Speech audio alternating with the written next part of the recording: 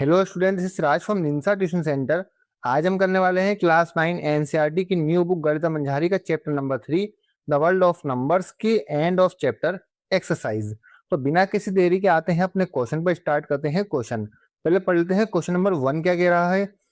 Convert the following rational numbers in the form of a terminating decimal और non terminating and repeating decimal which ever the case में be by the process of long division. कह रहा है कि आपको यहाँ पर दो रेशनल नंबर दिए हुए हैं। इन रेशनल नंबर को आपको कन्वर्ट करना है एक टर्मिनेटिंग डेसिमल में, या नॉन टर्मिनेटिंग डेसिमल, या फिर रिपीटिंग डेसिमल में। ठीक है, मतलब आपको इनका डेसिमल एक्सपेंशन निकालना है, और वो डेसिमल एक्सपेंशन टर्मिनेटिंग हो सकता है, नॉन टर्मिनेटिंग भी हो सकता है, और रिपीटिंग भी हो सकता है। अब पहले मैं आपको बता देता हूँ, टर्मिनेटिंग जो डेसिमल एक्सपेंशन होता है वो होता है जो कहीं पर भी जाकर के कट जाए इस तरीके से। ठीक है, मतलब कट गया, इसके बाद कोई और नंबर नहीं आएंगे डेसिमल के बाद। और नॉन टर्मिनेटिंग जो होता है वो इस तरीके से होता है, तो वो कटेगा नहीं। ठीक है, नॉन टर्मिनेटिंग जो होगा वो कटेगा नहीं, वो रिपीट होगा इस तरीके से। ये 3 3 3 3 इस तरीके से रिपीट होगा, तो हम 3 पर बार लगा देंगे। ये है नॉन टर्मिनेटिंग, मतलब ये रिपीट हो रहा है बार बार, तो ये रिपीटिंग वाला नॉन टर्मिनेटिंग है। और एक होता है नॉन टर्मिनेटिंग और non non repeating. Non repeating, उसमें क्या होता है, ना तो वो टर्मिनेट होता और ना ही वो रिपीट होता, इस तरीके से होता है। समझ में आ गया। ये डेसिमल एक्सपेंशन के 3 टाइप्स होते हैं, जिसमें कि इन दोनों का टाइप जो होता है हमेशा रेशनल नंबर होता है, और ये जो होता है हमेशा वो इरेशनल नंबर होता है। इसका मतलब जहां भी डेसिमल एक्सपेंशन टर्मिनेटिंग होगा या नॉन टर्मिनेटिंग लेकिन रिपीटिंग होगा तो वो रेशनल नंबर होगा, और जहां भी डेसिमल एक्सपेंशन हो जो होगा वो नॉन टर्मिनेटिंग होगा और नॉन रिपीटिंग होगा, ना तो रिपीट होगा ना कटेगा। ठीक है ना, रिपीट होगा ना कटेगा आखिर तक भी, तो वो हमेशा इरेशनल नंबर होगा। अब देखो यहाँ पर हमारे पास दो नंबर है, 3/50 एंड 2/9, दोनों ही रेशनल नंबर हैं। इसका मतलब इन दोनों में से किसी के पास भी नॉन टर्मिनेटिंग और नॉन रिपीटिंग तो होने नहीं वाला। ठीक है, दोनों के पास ही या तो रिपीटिंग होगा या टर्मिनेटिंग होगा। समझ में आ गया। और नॉन टर्मिनेटिंग होगा तो वो रिपीटिंग वाला होगा। क्लियर है। चलो तो स्टार्ट करते हैं अपना क्वेश्चन नंबर 1। 3/50 पहला क्वेश्चन है हमारा, 3/50। तो 3/50 को हमें लॉन्ग डिवीजन मेथड से इसका डेसिमल एक्सपेंशन निकालना है। तो देखो बहुत इजी है, किस तरीके से निकालेंगे। हम इसको डिवाइड करेंगे, जो हमने बचपन में सीखी थी डिवीजन, वो हमारे यहाँ पर काम आएगी। डिवाइड करो, 3 अंदर एंड 50 बाहर। अब दो 3 छोटा है तो हम क्या करेंगे, जीरो लेंगे यहाँ पर जीरो लेना पड़ेगा। तो अब ये बन गया 30। 30 अब भी छोटा है 50 से, तो एक और जीरो हमें लेना पड़ेगा। यहाँ भी एक और जीरो ले लेंगे। अब 50 के टेबल में 300 कितने टाइम्स आता है, तो आप देखेंगे 50 के टेबल में 300 आता है 6 टाइम्स, यानी 6 बार पढ़ने पर। माइनस करेंगे तो यहाँ पर जीरो हो गया, हमारा सवाल खत्म। 0.06, यानी 3/50 के पास कौन सा डेसिमल एक्सपेंशन है, टर्मिनेटिंग है। ठीक है, तो हम यहाँ पर लिख देंगे 3/50 is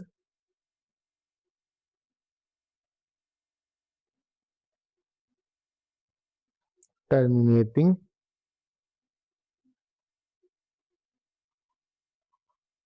डेसिमल एक्सपेंशन। ठीक है, इसके पास कौन सा डेसिमल एक्सपेंशन है, टर्मिनेटिंग है। क्लियर है, यहां तक हो गया। अब आ जाओ 2/9 पर। 2/9 इसके पास कौन सा होगा, तो इसको हमें डिवाइड करना होगा। ठीक है, हम अपना लॉन्ग डिवीजन मेथड यहाँ पर इस्तेमाल करेंगे। यहाँ पर लॉन्ग डिवीजन मेथड इस्तेमाल करते हैं, मैं साइड में कर लेता हूँ इसको, थोड़ा साइड में कर लेते हैं थोड़ा सा इसको। 2 अंदर लेना है, 9 हमें बाहर लेना है। जीरो जीरो लेके यहाँ पर डॉट लगा देंगे।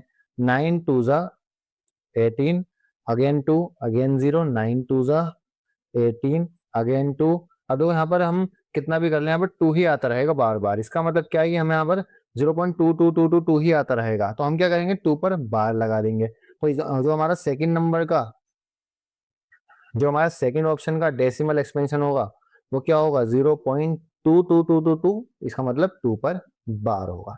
क्लियर है। और ये है repeating, non terminating, repeating. Clear है।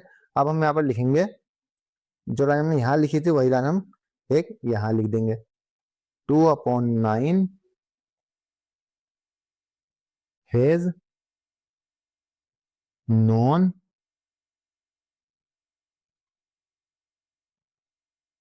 Terminating repeating decimal expansion. ठीक है, 2/9 के पास कौन सा डेसिमल एक्सपेंशन है? नॉन टर्मिनेटिंग और रिपीटिंग। क्लियर है यहाँ तक? चलो, हमारा क्वेश्चन नंबर 1 हो चुका है कंप्लीट। क्वेश्चन नंबर में कोई भी डाउट हो पूछ लेना। क्वेश्चन नंबर 2 के लिए चलते हैं नेक्स्ट पेज पर। स्टूडेंट, क्वेश्चन नंबर 2 कह रहा है prove that √5 is an irrational number. तो देखो, क्वेश्चन नंबर 2 जो है आपका, ये आपको कभी भी 9 क्लास में नहीं आया है अभी तक। पहली बार है जो ये क्वेश्चन आपको 9 क्लास में दिया गया है, क्योंकि आपका सिलेबस बिल्कुल नया है। लेकिन यही सेम क्वेश्चन 10 क्लास वालों का फेवरेट रहा है स्टार्टिंग से ही। पिछले 10 साल में कम से कम 8 से लेकर 9 बार ये क्वेश्चन एग्जाम में आ चुका है। मतलब उनका फेवरेट क्वेश्चन है ये। आपकी जो मैम साहिबा हैं या जो आपके सर हैं, उनका फेवरेट क्वेश्चन है ये। √5 इज एन इरेशनल नंबर, जो हमें प्रूफ करना होता है। तो इसमें देखो, यहाँ पर भी √5 लिखा है, लेकिन आपको √6 भी दे सकते हैं, आपको √8 भी दे सकते हैं, आपको √11 भी दे सकते हैं, आपको √7 भी दे सकते हैं। कुछ भी आपको दे सकते हैं, लेकिन आपको मेथड समझ लेना है एक बार। मेथड आपके समझ में आ गया एक बार, तो ये क्वेश्चन आपके लिए कुछ भी नहीं है। चाहे √6 हो, √8 हो, कुछ भी हो, आप इसको बड़े आसानी से कर देंगे। तो ये क्वेश्चन बहुत ज्यादा इंपॉर्टेंट है, और ये आपकी एग्जाम में आने के चांसेस इसके बहुत ज्यादा हैं, क्योंकि 10 क्लास में भी कई बार एग्जाम में आ चुका है। इसलिए आपके भी चांसेस बढ़ जाते हैं इसके एग्जाम में आने के।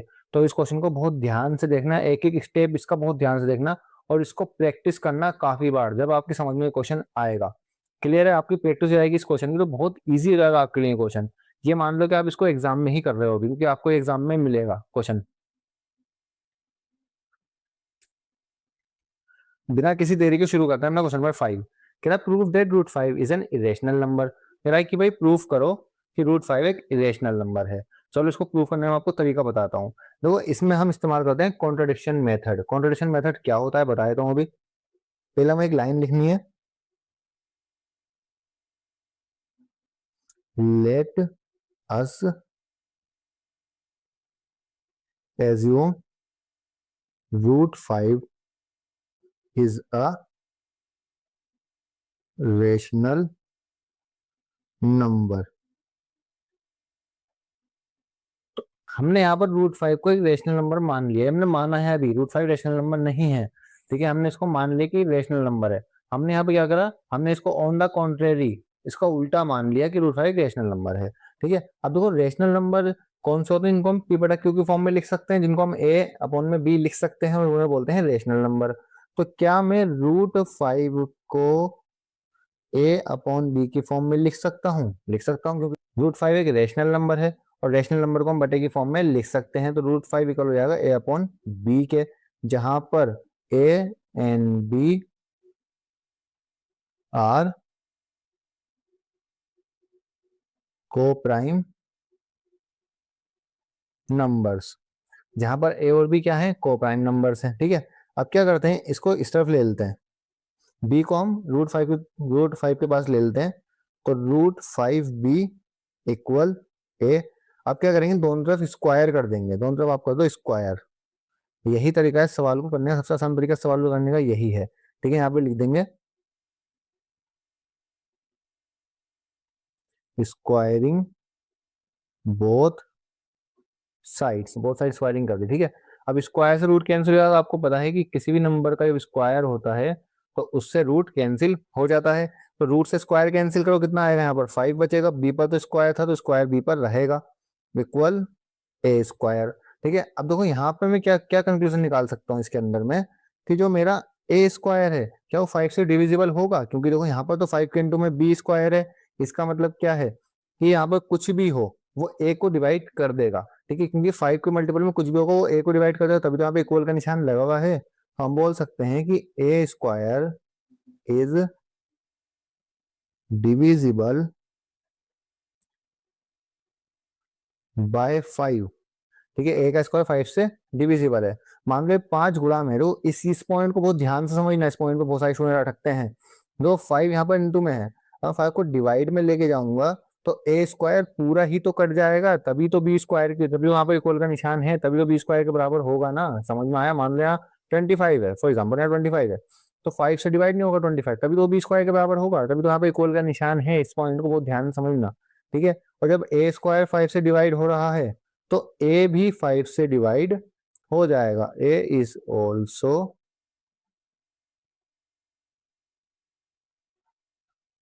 Divisible by 5। ठीक है, अब देखो इस कॉन्सेप्ट को समझो। जब किसी भी नंबर का स्क्वायर किसी एक नंबर से डिवाइड हो रहा है तो वो नंबर खुद भी उस नंबर से डिवाइड हो सकता है। तो उसका एग्जांपल देता हूँ मैं। जैसे मान लो 81 है, 81 9 का स्क्वायर है। ठीक है, तो 81 का 3 से डिवाइड हो सकता है, बिल्कुल हो सकता है। कितना आ जाएगा 27। ठीक है, अब 81 9 का स्क्वायर था, ये ध्यान रखना। तो क्या 9 भी 3 से डिवाइड हो सकता है? बिल्कुल डिवाइड हो सकता है। 3 9 आ गया 3। ठीक है, मतलब अगर किसी नंबर का स्क्वायर एक नंबर से डिवाइड हो रहा है तो वो नंबर भी उस नंबर से डिवाइड हो सकता है। इस बात को आपको ध्यान रखना है। इसी पे पूरा बेस है क्वेश्चन, समझ में आ गया? इसके ऊपर ही बेस्ड है पूरा क्वेश्चन। ठीक है, तो ए इज ऑल्सो डिविजिबल बाय 5। ठीक है, अच्छा ये अब यहाँ पे आपको क्वेश्चन को छोड़ देना है। अभी आपको यहाँ पे एक लाइन लिखनी है, वी कैन राइट। देखो अब यहाँ पे मैं एक चीज और लिखनी है। देखो ए जो है वो 5 से डिवाइड हो रहा है। ठीक है, और ए स्क्वायर 5 से डिवाइड हो रहा है। जब ए 5 से डिवाइड हो रहा है तो 5 इंटू में कुछ तो होगा यहाँ पर। जब जो डिवाइड हो रहा है ए 5 से, 1 होगा, 2 होगा, 3 होगा, 4 होगा, कुछ भी होगा। ठीक है, जब डिवाइड हो रहा है तो हमें वो नंबर नहीं पता, तो हम क्या मान लेंगे यहाँ पर? हम मान लेंगे एक और नंबर सी। ठीक है, हम एक और वेरिएबल मान लेंगे, यहाँ पर सी है मान लो। ठीक है, तो हम कैसे लिख सकते हैं अब इसको? हम इसको लिख सकते हैं ए इक्वल 5 सी लिख सकते हैं। क्लियर है? तो यहाँ पर लिख देंगे ए इक्वल 5 सी। ठीक है, जहां पर क्या है? सी इज एन इंटीजर। ठीक है, यहाँ पर सी एक इंटीजर है। ठीक है, कुछ भी हो सकता है सी। अब हमें क्या करना है?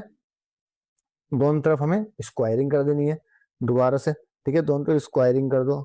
स्क्वायरिंग करेंगे दोनों तरफ तो यहाँ पर क्या आएगा? ए स्क्वायर इक्वल 5 का square 25 and C square. Clear? यहाँ तक समझ में आ रहा है? बिल्कुल भी कोई डाउट हो तो कमेंट बॉक्स में डाल देना फौरन। ठीक है, बिल्कुल भी कंफ्यूज नहीं होना है। समझ में आ गया? एक एक चीज को ध्यान समझना है। मोस्ट इंपोर्टेंट क्वेश्चन है, इसलिए बहुत आराम आराम से करवा रहा हूँ मैं। ठीक है, अब देखो ए स्क्वायर किसके बराबर था? 5 बी स्क्वायर के बराबर था, तो हम इसको हटा के 5 बी स्क्वायर लिख सकते हैं। इसका मतलब तो मैं लिख दूंगा 5 B square equal 25 and C square. Clear है? 5 से 25 को मैं कैंसिल कर सकता हूं। यहाँ पर मेरा आ जाएगा बी स्क्वायर इक्वल 5 से 25 हो गया, यहाँ पर सी स्क्वायर। अब देखो यहाँ पर क्या था? ए स्क्वायर इस तरफ था और यहाँ पर बी स्क्वायर था जो मल्टीपल में था, उससे ए स्क्वायर डिवाइड हो रहा था और ए भी डिवाइड हो रहा था। अब यहाँ पर देखो सेम वही कॉन्सेप्ट यहाँ पर लगा दो। सी स्क्वायर है यहाँ पर 5 है, इसका मतलब क्या है? कि बी स्क्वायर भी 5 से डिवाइड होगा। तो हम यहाँ पे लिख देंगे B square is divisible by 5। जब बी स्क्वायर डिविजिबल है 5 से तो क्या बी डिविजिबल नहीं होगा 5 से? बिल्कुल होगा। B is also divisible by 5। ठीक है, अब देखो यहाँ पर यहाँ से होगी एक नई कहानी शुरुआत। ठीक है, देखो बी स्क्वायर 5 से डिवाइड हो रहा है और ए स्क्वायर भी 5 से डिवाइड हो रहा है। जबकि हमने क्या माना था कि ए और बी क्या है? को प्राइम नंबर्स हैं और ये √5 के इक्वल है। अब देखो ए और बी को हमने को प्राइम नंबर मानते हैं, यानी हम हमारी ये सोच थी कि हम ए और बी को प्राइम नंबर मान रहे हैं। को प्राइम नंबर नहीं पता तो बता देता हूँ। को प्राइम नंबर ऐसे नंबर होते हैं जिनका कॉमन फैक्टर सिर्फ 1 होता है, सिर्फ 1। ठीक है, जैसे मान लो यहाँ लिख के दिखाता हूँ। जैसे मान लो 7 और 8 के 7 8 में कोई भी नंबर, कोई भी इनका फैक्टर्स कॉमन आता है? नहीं आता, 1 के अलावा। 12 एंड 13 ये को प्राइम नंबर है। ठीक है, 15 एंड 20 ये को प्राइम नंबर नहीं है। क्यों? क्योंकि इनके पास 5 फैक्टर कॉमन है 1 के अलावा भी। तो जिनके फैक्टर 1, जिनका एक कॉमन फैक्टर 1 हो, सिर्फ 1, बस एक, तो उसको हम को प्राइम नंबर बोलते हैं। लेकिन देखो यहाँ पर ए और बी का कॉमन फैक्टर कौन निकल गया? 5 निकल गया। देखो बी स्क्वायर भी 5 से डिवाइड हो रहा है, बी भी 5 से डिवाइड हो रहा है और ए भी 5 से डिवाइड हो रहा है। इसका मतलब ए और बी को प्राइम नंबर नहीं है। इसका मतलब जो हमने सोचा था वो गलत था। समझ में आ गया? हमारा जो कॉन्ट्रडिक्शन था वो गलत था। तो हम यहाँ अब देखो जो हमने सोचा था वो गलत था। तो अब ये जो विरोधाभास पैदा हो रहा है, ये जो कॉन्ट्रडिक्शन पैदा हो रहा है, क्यों हो रहा है? हमने नंबर को गलत ले लिया था, हमने नंबर को रेशनल मान लिया था। अब जो नंबर रेशनल नहीं है वो क्या है, वो इरेशनल है। समझ में आ गई इतनी सी बात।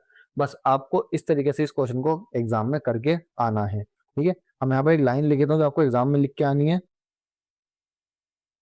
वी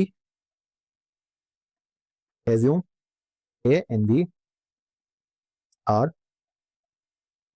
को prime number but A and B share 5 is common factor, ठीक है। कॉमन फैक्टर मतलब उनके पास 5 जो है वो एज अ कॉमन फैक्टर है, तो वो कोप्राइम नंबर नहीं है। हमने माना तो कोप्राइम नंबर है, लेकिन हमारा जो मान था वो गलत निकल गया, तो हम लिखेंगे यहाँ पर दिस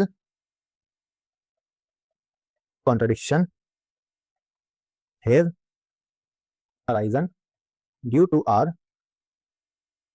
रॉन्ग अजम्पशन। तो ये जो कॉन्ट्रडिक्शन है क्यों पैदा हुआ, हमारी गलत अजम्पशन की वजह से ये कॉन्ट्रडिक्शन पैदा हुआ। समझ में आ गया। हमने क्या मान लिया था, रेशनल नंबर मान लिया था। यहाँ पे लास्ट में एक लाइन लिख देना, सो √5 इज एन इरेशनल नंबर। यहाँ पे एक लाइन लिख देना लास्ट में कि √5 एक इरेशनल नंबर है। समझ में आ गया। आपको क्वेश्चन हो चुका है कंप्लीट। मोस्ट इंपोर्टेंट क्वेश्चन है, अच्छे से समझ लेना, अच्छे से करके आना एग्जाम के अंदर। इस तरीके से करके आओगे एग्जाम में पूरे नंबर मिलने वाले, कोई नंबर आपका नहीं कटने वाला बिल्कुल। चाहे इसको रट्टा मार लेना, अगर आपसे नहीं हो रहा है, बहुत प्रैक्टिस करने के बाद भी नहीं हो रहा, वैसे तो हो जाएगा, कोई इतना ज्यादा टॉप क्वेश्चन तो है नहीं, लेकिन फिर भी अगर नहीं हो रहा है मान लो, तो चाहे रट्टा मार के चले आना, करके आना है लेकिन एग्जाम के अंदर। समझ में आ गया। चलो क्वेश्चन नंबर 2 हो चुका है, क्वेश्चन नंबर 3 के लिए चलते हैं नेक्स्ट पेज पर। स्टूडेंट क्वेश्चन नंबर 3 पढ़ लेते हैं। कह रहा convert the following decimal numbers in the form of p/q। कह रहा है कि आपको इन सभी नंबर्स के हमें 9 क्वेश्चन दिए गए, इन 9 के 9 क्वेश्चन को आपको कन्वर्ट करना है फ्रैक्शन की फॉर्म में, यानी p/q की फॉर्म में। डेसिमल में है, इनको आपको p/q की फॉर्म में कन्वर्ट करना है। ये भी इंपोर्टेंट क्वेश्चन में से एक है, इसमें कोई सा भी पॉइंट आपका एग्जाम में उतर के आ सकता है, तो एक पॉइंट को बहुत ध्यान से देखना। देखो पहला पॉइंट जो है वो तो बहुत ईजी है। पहला पॉइंट क्या है, 12.6, ठीक है। इसको हमें फ्रैक्शन फॉर्म में कन्वर्ट करना है, जो कोई बार नहीं है नंबर पर, ठीक है। और पॉइंट के बाद सिर्फ एक नंबर है, तो हमें क्या करना है, इसको डिवाइड कर देना है एक जीरो वाले नंबर से। और एक जीरो वाला नंबर कौन सा होता है, 10 होता है। जब हम डिवाइड करेंगे तो पहले तो हमारा पॉइंट जो है वो हट जाएगा, 1 2 6 हो जाएगा, एंड यहाँ पर 10 आ जाएगा, ठीक है। क्या ये कट सकता है, 2 के टेबल से काट सकते हैं। 2 6 जा 12 एंड 2 3 जा 6, 2 5 जा 10, ठीक है। यानी 16/5 हो गया आपका आंसर। आप इसको मिक्स फ्रैक्शन में कन्वर्ट कर सकते हो अगर चाहो तो, ठीक है। सेकेंड क्वेश्चन, सेकेंड ऑप्शन इसका 0.0120, ये भी टर्मिनेटिंग एक्सपेंशन का एग्जाम्पल है, ठीक है। तो इसमें भी क्या करेंगे हम, अभी जो मैंने बताया आपको, इसको भी हम डिवाइड कर देंगे जितने नंबर हैं उनसे। अब देखो ये जो नंबर है ये वाला 0, ये कोई वैल्यू नहीं रखता, तो इसको आप हटा भी सकते हो। तो हम क्या मानेंगे, 1 2 3, 0 के पॉइंट के बाद 3 नंबर है, तो इसको हम डिवाइड करेंगे 3 नंबर वाले यानी 1000 से, ठीक है। सारे नंबर बाहर आ जाएंगे। अब जो ये सब सारे नंबर बाहर आएंगे, तो ये 2 0 हैं, ये तो किसी काम के आपके होंगे ही नहीं, यानी 12 है आपका जो जीरो, जो मेन है वो आपके लिए 12 बचेगा यहाँ पर। तो 12 यहाँ पर ले लेंगे हम, एंड 1000 यहाँ पर, ठीक है। ये हो गया। अब आपको इसको डिवाइड करना है 2 के टेबल से। 2 के टेबल से कर सकते हो, 4 के टेबल से कर सकते हो, हाँ 4 के टेबल से भी हो जाएगा, ठीक है। तो इसको डिवाइड करते हैं, चलो। 4 3 जा 12, 4 2 जा 8, 2 कैरी, 4 5 जा 20 एंड 0। तो ये आपका आंसर 250, सही से लिख देता हूँ मैं, 250, ठीक है। 3/250, यही आपका आंसर, ठीक है। तो बच्चों अभी तो हमने करे हैं बिना बार वाले क्वेश्चन, जो हमने फर्स्ट और सेकंड ऑप्शन करा वो बिना बार वाला था। अब मेन जो क्वेश्चन होते हैं वो होते हैं बार वाले, जिन पर बार लगा हुआ होता है, और एग्जाम में यही क्वेश्चन आते हैं। तो बार वाले क्वेश्चन को बहुत ध्यान से समझना, मैं आपको बहुत सही तरीके से समझाऊंगा बार वाले क्वेश्चन आपको किस तरीके से करने हैं। तो बार वाला हमारा पहला क्वेश्चन जो है वो थर्ड क्वेश्चन है, ठीक है। और थर्ड क्वेश्चन क्या है लिख लेते हैं एक बार, 3.052 पर बार, ठीक है। अब ये नंबर एक्चुअल में कैसे दिखता होगा, 3.0525252, इस तरीके से बहुत सारे इसके पीछे 52 होंगे, ठीक है। ये आपको ध्यान रखना है, क्योंकि 52 पे बार लगा हुआ है ना, तो इसका मतलब क्या है कि 52 रिपीट हो रहा है बार बार, ठीक है। बार मतलब बार बार, ठीक है। बार का मतलब बार बार रिपीट हो रहा है। ठीक है। अच्छा अब देखो, आपको पहले पहला आपको क्या करना है, बार से अलग कोई नंबर है क्या, ये रहा 0। ठीक है, तो आपको क्या करना है, पहले आपको 0 को बाहर निकाल देना है। पहला काम आपको जो करना है। अब 0 कैसे बाहर निकालोगे, 0 को बाहर हम कैसे निकालेंगे, 10 से मल्टीप्लाई कर देंगे। उससे पहले हमें क्या करना है, उससे पहले हमें करना है लेट x इक्वल 3.052 पर बार, इसको हमें x के बराबर मान लेना है। ठीक है, अब देखो हमें इसको बाहर लेना है। जब हमें कोई भी नंबर डेसिमल से बाहर लेना हो, अगर हमें 1 डिजिट लेनी है बाहर, तो हमें 10 वाले से मल्टीप्लाई करना पड़ेगी, यानी हमें 10 से मल्टीप्लाई करना पड़ेगी। और अगर 2 लेनी होती तो हमें 100 से मल्टीप्लाई यानी 100 से मल्टीप्लाई करना होती। तो हम क्या करेंगे, दोनों तरफ 10 से मल्टीप्लाई कर देंगे। तो यहाँ पर हम लिख देंगे 10x इक्वल, ये नंबर बाहर आ जाएगा, 30 पॉइंट चले जाएगा एक कदम पीछे। तो यहाँ पर 52 पर बार, यहाँ एक लाइन लिख देना, मल्टीप्लाई बोथ साइड्स बाय 10। ठीक है, हम दोनों साइड 10 से मल्टीप्लाई कर, 10 से मल्टीप्लाई क्यों करी, क्योंकि हमें ये नंबर बाहर लेना था। ठीक है, जीरो एक डिजिट जो था इसको हमें बाहर लेना था, इसलिए हमने 10 से मल्टीप्लाई कर दी। तो क्या आपकी क्वेश्चन नंबर फर्स्ट। ठीक है, अब क्या करना है, अब क्वेश्चन नंबर सेकंड क्रिएट करनी है। क्वेश्चन नंबर सेकंड कैसे क्रिएट करेंगे, तो अब देखो कितने पे बार है, 2 पर। तो हम 2 0 वाले से दोबारा इसकी मल्टीप्लाई कर देंगे, 2 0 वाले से दोबारा मल्टीप्लाई कर देंगे। इसके अंदर हम लिखेंगे मल्टीप्लाई बोथ साइड्स बाय 2 0 वाला, और 2 0 वाला कौन होता है, 100 होता है। 100 से दोबारा मल्टीप्लाई कर देंगे दोनों साइड्स की। ठीक है, जब इसके 100 से मल्टीप्लाई करेंगे तो 10 इंटू में 100 कितना हो जाएगा, 1000। तो मैं लिख दूंगा 1000x इक्वल, अब देखो जब हम 100 से मल्टीप्लाई करेंगे तो दोनों 52 बाहर आ जाएंगे, 3052 डेसिमल 5252, बहुत सारे 52 होंगे इसके पीछे। ठीक है, तो ये आपका सेकंड इक्वेशन, यहाँ तक समझ में आ रहा है ना। जो फर्स्ट पहले में क्या करना है, जो भी नंबर डेसिमल के पीछे उसे बाहर ले लेना है, अगर उसको बाहर नहीं है तो उसे बाहर ले लेना है, उसको मान लेना है क्वेश्चन नंबर फर्स्ट। उसके बाद जो बाहर लगा हुआ है उन्हें बाहर ले लेना है, उसको मान लेना है क्वेश्चन नंबर सेकंड। ठीक है, अब क्या करेंगे, इक्वेशन नंबर सेकंड में से माइनस कर दो इक्वेशन नंबर फर्स्ट, सिंपल। ठीक है, तो सेकंड इक्वेशन क्या है हमारी, सेकंड इक्वेशन क्या है हमारी, 1000x, ठीक है, इक्वल 3052 माइनस 52, सॉरी डेसिमल 5252, बहुत सारे 52। ठीक है, ऐसे ही फर्स्ट इक्वेशन क्या है हमारी, 10x इक्वल 305252, बहुत सारे 52। ठीक है, अब इसको हम कर देंगे माइनस, उसको माइनस कर दो।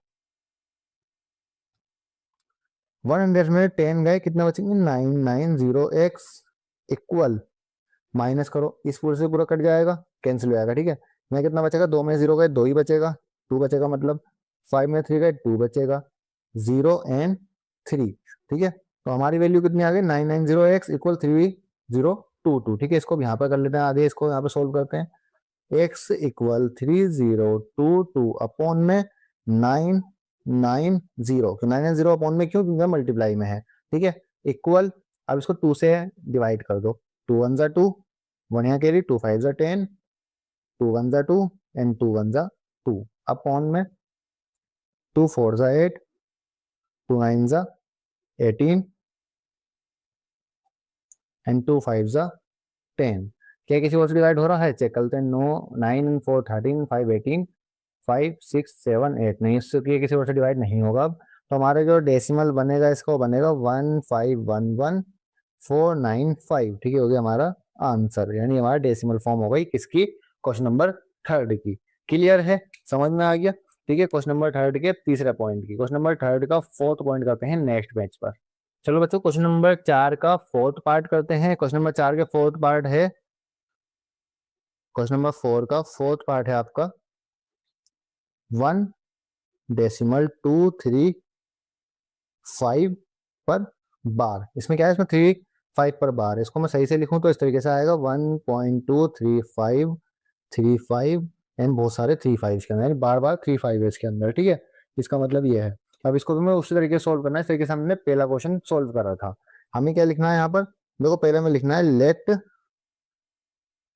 एक्स, पहले हमें एक्स मान लेना है। किसको मानना है एक्स? इस वैल्यू को हमें एक्स मान लेना है 1.235, ठीक है, पर बार। अब देखो बार या पॉइंट के बाद एक ही नंबर है तो हमें क्या करना है 10 से मल्टीप्लाई करनी है, ठीक है, 10 से मल्टीप्लाई करनी है। 10x इक्वल, ये जो 2 है ये बाहर आ जाएगा 10 से मल्टीप्लाई करके, तब तुम 10 से मल्टीप्लाई कर रहे हैं इसकी बार, ठीक है, यहाँ पे लिख देना मल्टीप्लाई बोथ साइड्स बाय 10, ठीक है, दोनों साइड को हमें 10 से मल्टीप्लाई कर दिया। क्लियर है? अब क्या करना है तुम्हें? अब देखना है पॉइंट के पीछे जो नंबर हैं जिन पर बार है वो कितने नंबर हैं, 2 नंबर हैं। तो अब हमें क्या करना है, दोनों साइड 2 नंबर वाले जीरो से गुणा कर देनी है, मल्टीप्लाई कर देनी है, यानी 100 से मल्टीप्लाई कर देनी है। जब आप दोनों 100 से मल्टीप्लाई करेंगे तो आपका जो आंसर आएगा यहाँ पर आएगा 1000x इक्वल 1235, ठीक है, डेसिमल 3535 और बहुत सारे 35, ठीक है। हमने क्या करा यहाँ पर मल्टीप्लाई कर दी, मल्टीप्लाई बाय 100 बोथ साइड्स, ठीक है, हम दोनों तरफ 100 से मल्टीप्लाई कर दी। ये क्वेश्चन नंबर आपकी फर्स्ट होती है हमेशा और ये क्वेश्चन नंबर आपकी सेकंड होती है, ठीक है। अब हम इसके बाद हम क्या करते हैं, याद है आपको, सेकंड में से फर्स्ट इक्वेशन को हम माइनस कर देते हैं, ठीक है, सेकंड इक्वेशन में फर्स्ट इक्वेशन को माइनस कर देते हैं। तो सेकंड इक्वेशन क्या थी हमारी 1000x इक्वल 1235.3535 बहुत सारी से 35, ठीक है। और दूसरी क्वेश्चन फर्स्ट इक्वेशन क्या थी हमारी, सेकंड इक्वेशन क्या थी हमारी 10x इक्वल 12.3535 और बहुत सारे 35, ठीक है।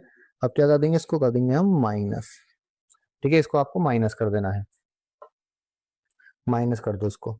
मैं कितना बचेगा 990x इक्वल, देखो इससे पूरा तो कैंसिल हो जाएगा, ठीक है, साइड में 2 कैंसिल करो कितना बचेगा 3, 3 में से 1 कैंसिल करो कितना बचेगा 2, भाई नंबर एज इट इज आ जाएंगे, ठीक है। अब यहाँ पर हम फिर वही लिख देंगे हमने पहले क्वेश्चन में करा था, ठीक है, 1x इक्वल 1223 अपॉन में 990, क्या नंबर की से कट हो रहा है चेक कर लेते हैं। 2 2 4 एंड 5 एंड 3 8 नहीं हो रहा, 3 5 2 नहीं हो रहा, तो हमारा ये आंसर हो जाएगा इसका मतलब, ठीक है, 1223 अपॉन में 990।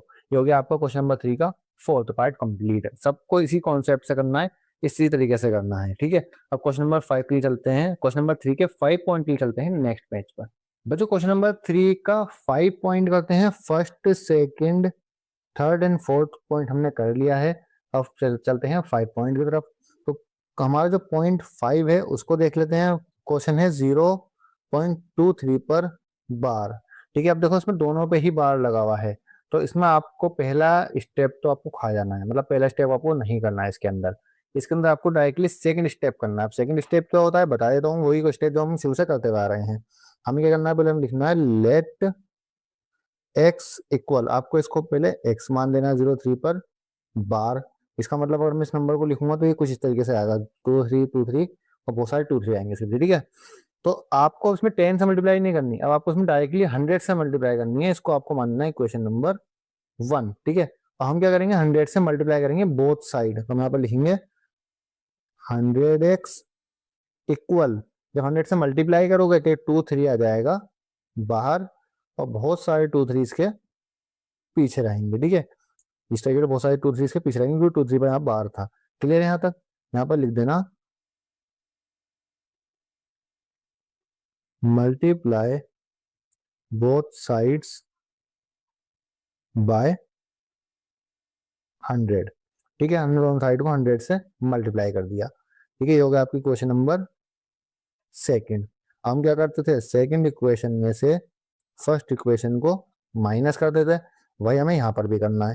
तो फर्स्ट सेकंड इक्वेशन क्या थी हमारी 100x इक्वल 23.23 और बहुत सारे 23। फर्स्ट इक्वेशन क्या है हमारी 10x इक्वल 0.2323 और बहुत सारे 23, ठीक है, तो ये 2 3 जो कैंसिल आएंगे आपस में, ठीक है। यहाँ पर क्या बचेगा, 3 में 0 गए 3 एंड 2 में से कुछ भी नहीं गया तो 2 बचेगा, इक्वल 100 में से 10 गए तो 90 बचेगा, इंटू में x, ठीक है, इंटू में x बचेगा।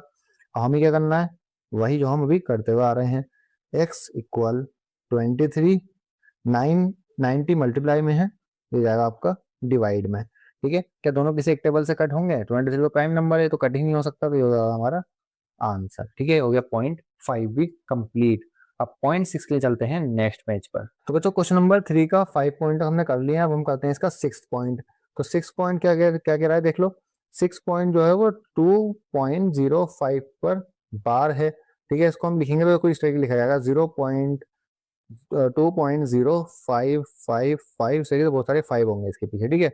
अब हमें इसमें क्या करना है, पहला में जब हम हमेशा पहला पॉइंट करता हूँ क्या था, लेट x इक्वल 2.05 पर बार, ठीक है, यानी इसके भी बहुत सारे 5 हैं। अब दो यहाँ बार से पहले एक डिजिट है 0, तो हमें 0 को बाहर लेना पड़ेगा, तो हम यहाँ पे लिखेंगे 10x इक्वल 2, ये 0 तो बाहर आ जाएगा, 0.5 यहाँ पर लिख देना है मल्टीप्लाई बाय 10, ठीक है। अब इसके बाद हमें क्या करना है, इसको मानना है क्वेश्चन नंबर फर्स्ट, ठीक है। अब हमें क्या करना है, दोनों साइड 100 से मल्टीप्लाई करनी है, 100 से 10 से मल्टीप्लाई करनी है, 5 पे बाहर है तो 10 से मल्टीप्लाई करनी है, फिर 10 की 10 से मल्टीप्लाई करेंगे तो कितना आ जाएगा, 100x इक्वल 205.555, बहुत सारे 5, ठीक है। तो ये आपकी क्वेश्चन नंबर सेकंड। आप यहाँ पर आप लिख सकते हो मल्टीप्लाई बाय 100, ठीक है, यहाँ पर आप लिख देना, ठीक है। सेकंड इक्वेशन में से फर्स्ट इक्वेशन को माइनस कर देना है, सेम वही कॉन्सेप्ट जो है वो हर क्वेश्चन पे लगाना है, ये आपको ध्यान रखना है, सेम कॉन्सेप्ट लगाना है हर क्वेश्चन पे, वो नया कॉन्सेप्ट नहीं चाहिए, सेम वही कॉन्सेप्ट आपको हर क्वेश्चन पे लगाना है, ठीक है। अब सेकंड में से फर्स्ट को माइनस कर देंगे, सेकंड इक्वेशन क्या है, 100x इक्वल 205.55 और 5, ठीक है। वैसे ही फर्स्ट इक्वेशन क्या है, 10x इक्वल 20.555, इसके पीछे बहुत सारे 5 होंगे, ठीक है। फिर सॉल्व कर दो, माइनस कर दो, 5 से कैंसिल हो जाएगा, 5 में 0 5 बचेगा, ठीक है। 1 यहाँ का 8 लेंगे, 1 10 में से 2 गए 8 एंड 1 का 1 ही आ जाएगा, इक्वल 100 में से 10 गए तो 90x बचेंगे, ठीक है। हमें क्या करना है, सिंपल अभी इसको यहाँ पर लिख देना है, x इक्वल 185, 90 इंटू में है तो वो डिवाइड में चला जाएगा, x इक्वल 5 से डिवाइड कर दो, 5 3 ज़ा 15, 3 यहाँ पर आएगा, 5 से 1 ज़ा 35, 5 1 ज़ा 5 और यहाँ पर 5 8 ज़ा 90, ठीक है। ये हो गया आपका आंसर, क्योंकि दोनों कोप्राइम नंबर है, अब डिवाइड नहीं हो सकते, सिंपलेस्ट फॉर्म में है, तो ये आपका आंसर, ठीक है। क्लियर, समझ में आ गया। अगर वीडियो समझ में आ रही हो, सवाल समझ में आ रहे हो तो प्लीज चैनल को सब्सक्राइब भी कर देना, क्योंकि आपको और भी वीडियोस चैनल पर मिलने वाली है, ठीक है। यहाँ तक आपको समझ में आ गया होगा आई होप। अब हम करते हैं इसका 7 पार्ट नेक्स्ट पेज पर। तो बच्चों क्वेश्चन नंबर 3 के 6 पार्ट तक हमने कर लिए हैं, अब हम करेंगे इसका 7 पार्ट।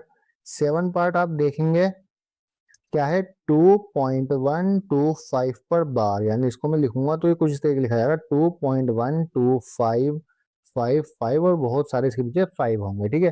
तो हम क्या करेंगे, वही अपना जो अभी हम करते हुए आ रहे हैं, लेट x पहले इसको x मान लेना है 2.125 पर बार, ठीक है। अब क्या करना है, देखो पॉइंट के बार से पहले 2 नंबर है पॉइंट के पीछे, तो हमें 2 नंबर वाले 0 से मल्टीप्लाई करनी है, जिससे किससे मल्टीप्लाई करनी है, हमें 100 से मल्टीप्लाई करनी है, 100x और 212, ये दोनों नंबर बाहर आ जाएंगे, अंदर रहेगा 5 पर बार, ठीक है। ये हो जाएगा आपका इक्वेशन नंबर फर्स्ट, ठीक है। यहाँ पे आपको लिखना मल्टीप्लाई बाय 100, ठीक है, आप लिख देना, क्योंकि मैंने पिछले बहुत सारे क्वेश्चन में इसको लिख दिया है, क्लियर है। अब आपको क्या करना है, अब आपको मल्टीप्लाई करनी है इसकी 10 से, क्योंकि पॉइंट के पीछे एक नंबर पे बार है, तो 10 से अगेन मल्टीप्लाई कर दो, जब अगेन मल्टीप्लाई करोगे 10 से तो 100 की 10 से मल्टीप्लाई करके क्या बन जाएगा, 1000 बन जाएगा, इक्वल 2125, ठीक है। पॉइंट ये 5 बाहर आ जाएगा 10 से मल्टीप्लाई होने की वजह से, और यहाँ पर बहुत सारे 5 और पीछे बचेंगे, 5 पर बार था, ठीक है, बहुत सारे 5 बचेंगे इसके पीछे।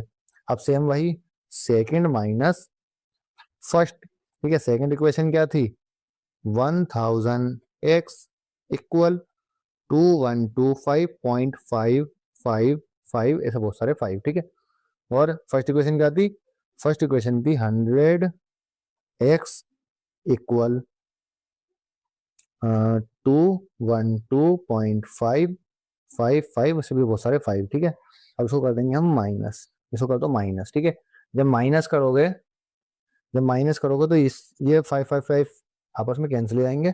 5 में से 2 कैंसिल करो 3, 2 में से 1 से 1 कैंसिल करो 1, यहाँ पे 1 कैरी, 11 में 2 कैंसिल करो 9 एंड 1 का 1 इक्वल 100,000 में से 100 कैंसिल करेंगे तो कितना बचेगा? 900x, ठीक है। इसको यहाँ लिख देंगे x इक्वल 1913 अपॉन में 900, ये हो गया आपका आंसर, ये आपका आंसर हो जाएगा, ठीक है।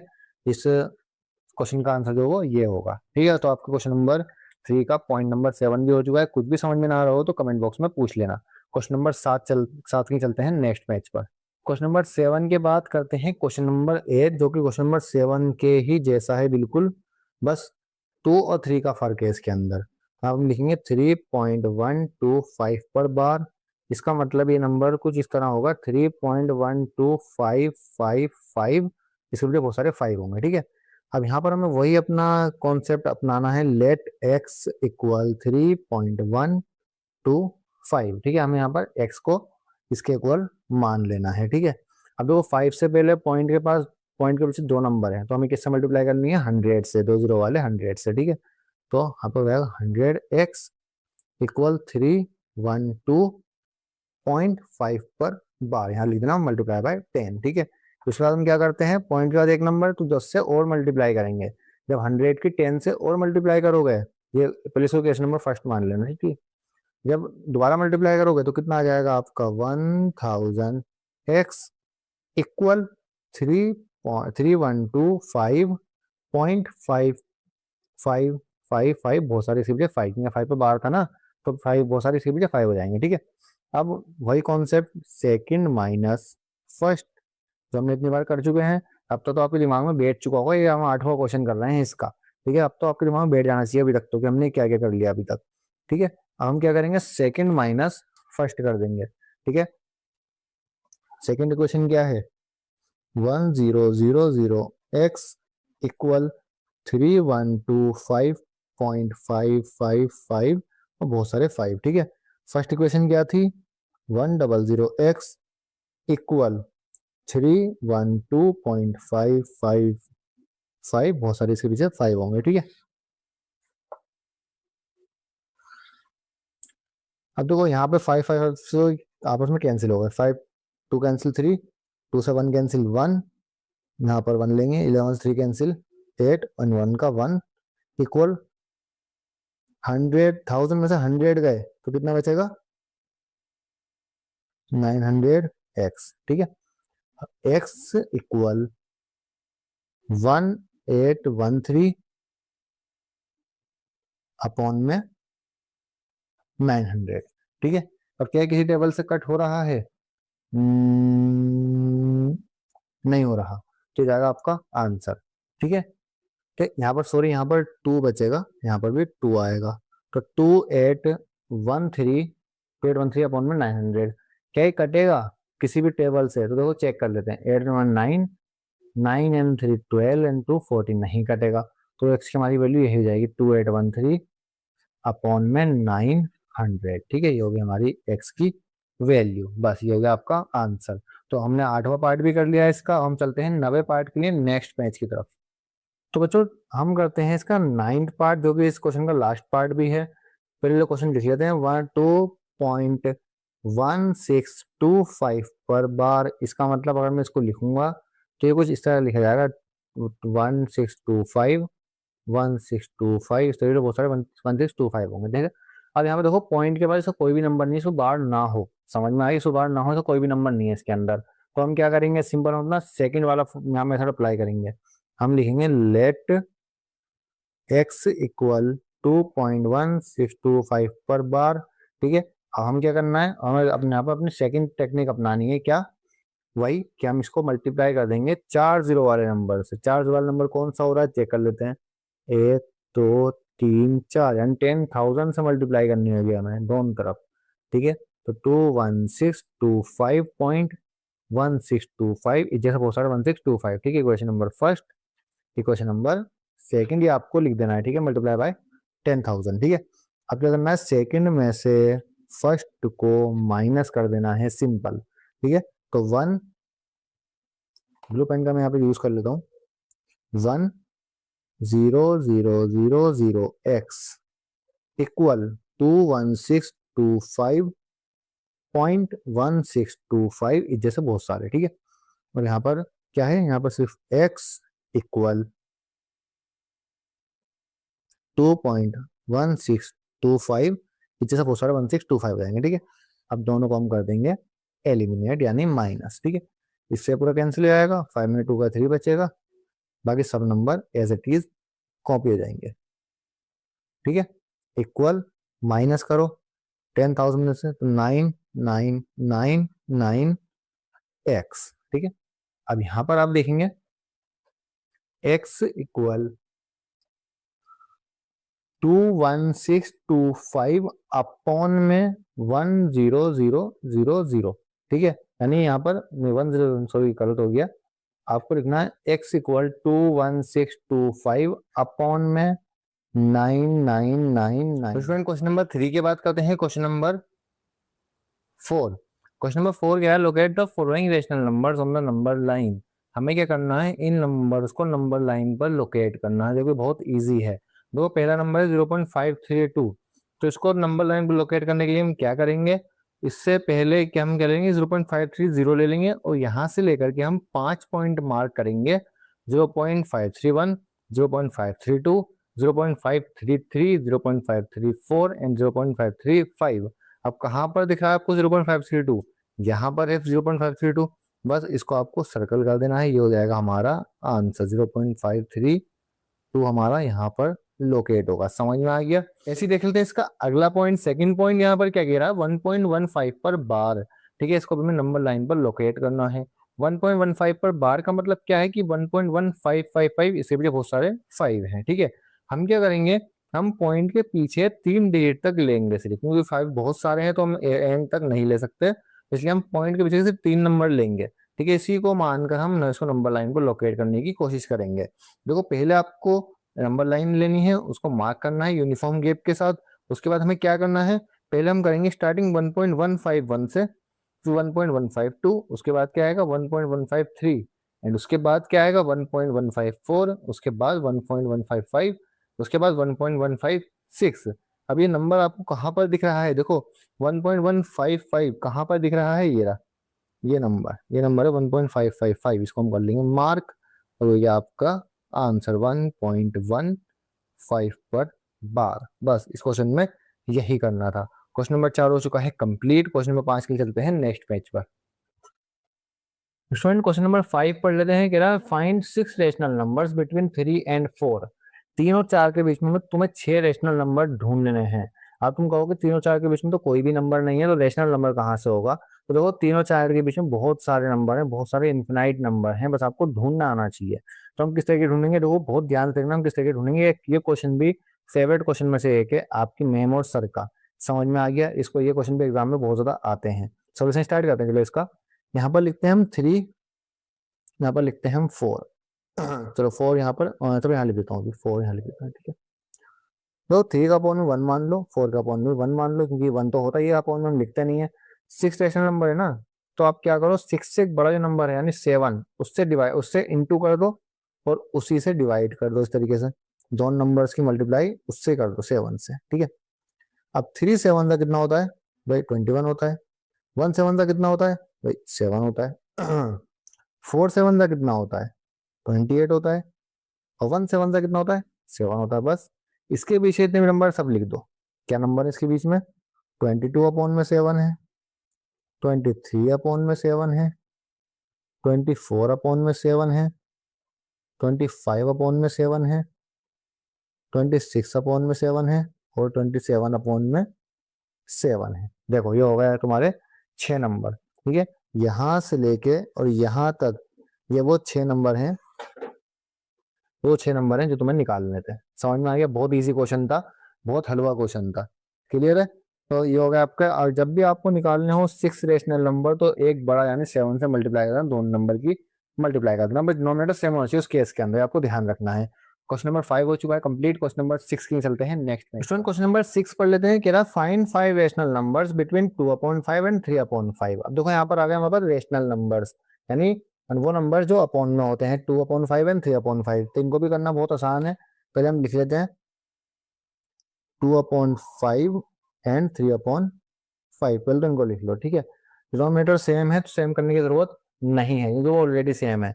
अब यहाँ पर आपको 5 रेशनल नंबर निकालने हैं, तो 5 से एक बड़ा क्या होता है 6। तो हम क्या करेंगे, इनके 6 से मल्टीप्लाई कर देंगे दोनों तरफ, 6 से मल्टीप्लाई कर देंगे, 6 से मल्टीप्लाई कर देंगे दोनों तरफ, ठीक है। तो 2 6 कितना होता है 12, और 5 6 30। 3 6 कितना होता है 18, और 5 6 कितना होता है 30। डिनोमिनेटर अब भी सेम है। अब जो नंबर इनके बीच में आते हैं वो सारे लिख दो। 13/30, 14/30, 15/30, 16/30, 17/30। ठीक है, ये वो नंबर हैं जो इन दो नंबर के बीच में आते हैं और रेशनल नंबर्स हैं। समझ में आ गया?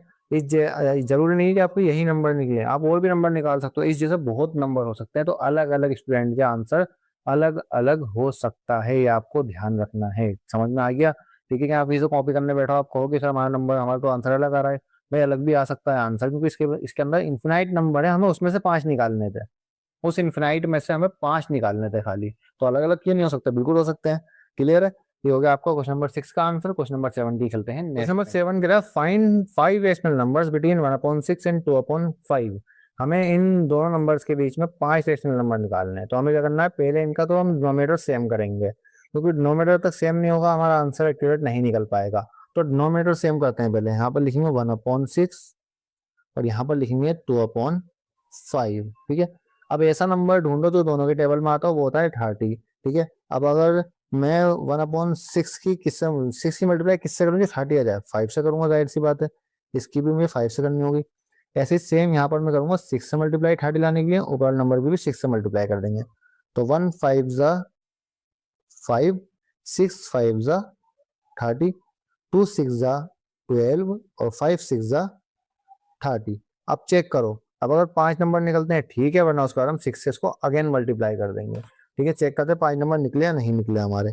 तो 6/30 हो जाएगा, 7/30 हो जाएगा, 8/30 हो जाएगा, 9/30 हो जाएगा, एंड 10/30 रहेगा, और 11/30 रहेगा। लो तो निकल गए, 6 नंबर निकल गए, बल्कि 5 की जगह। बस ये आपको करना, तो ये हो गया आपका आंसर। इससे आपको इसमें कुछ नहीं करना।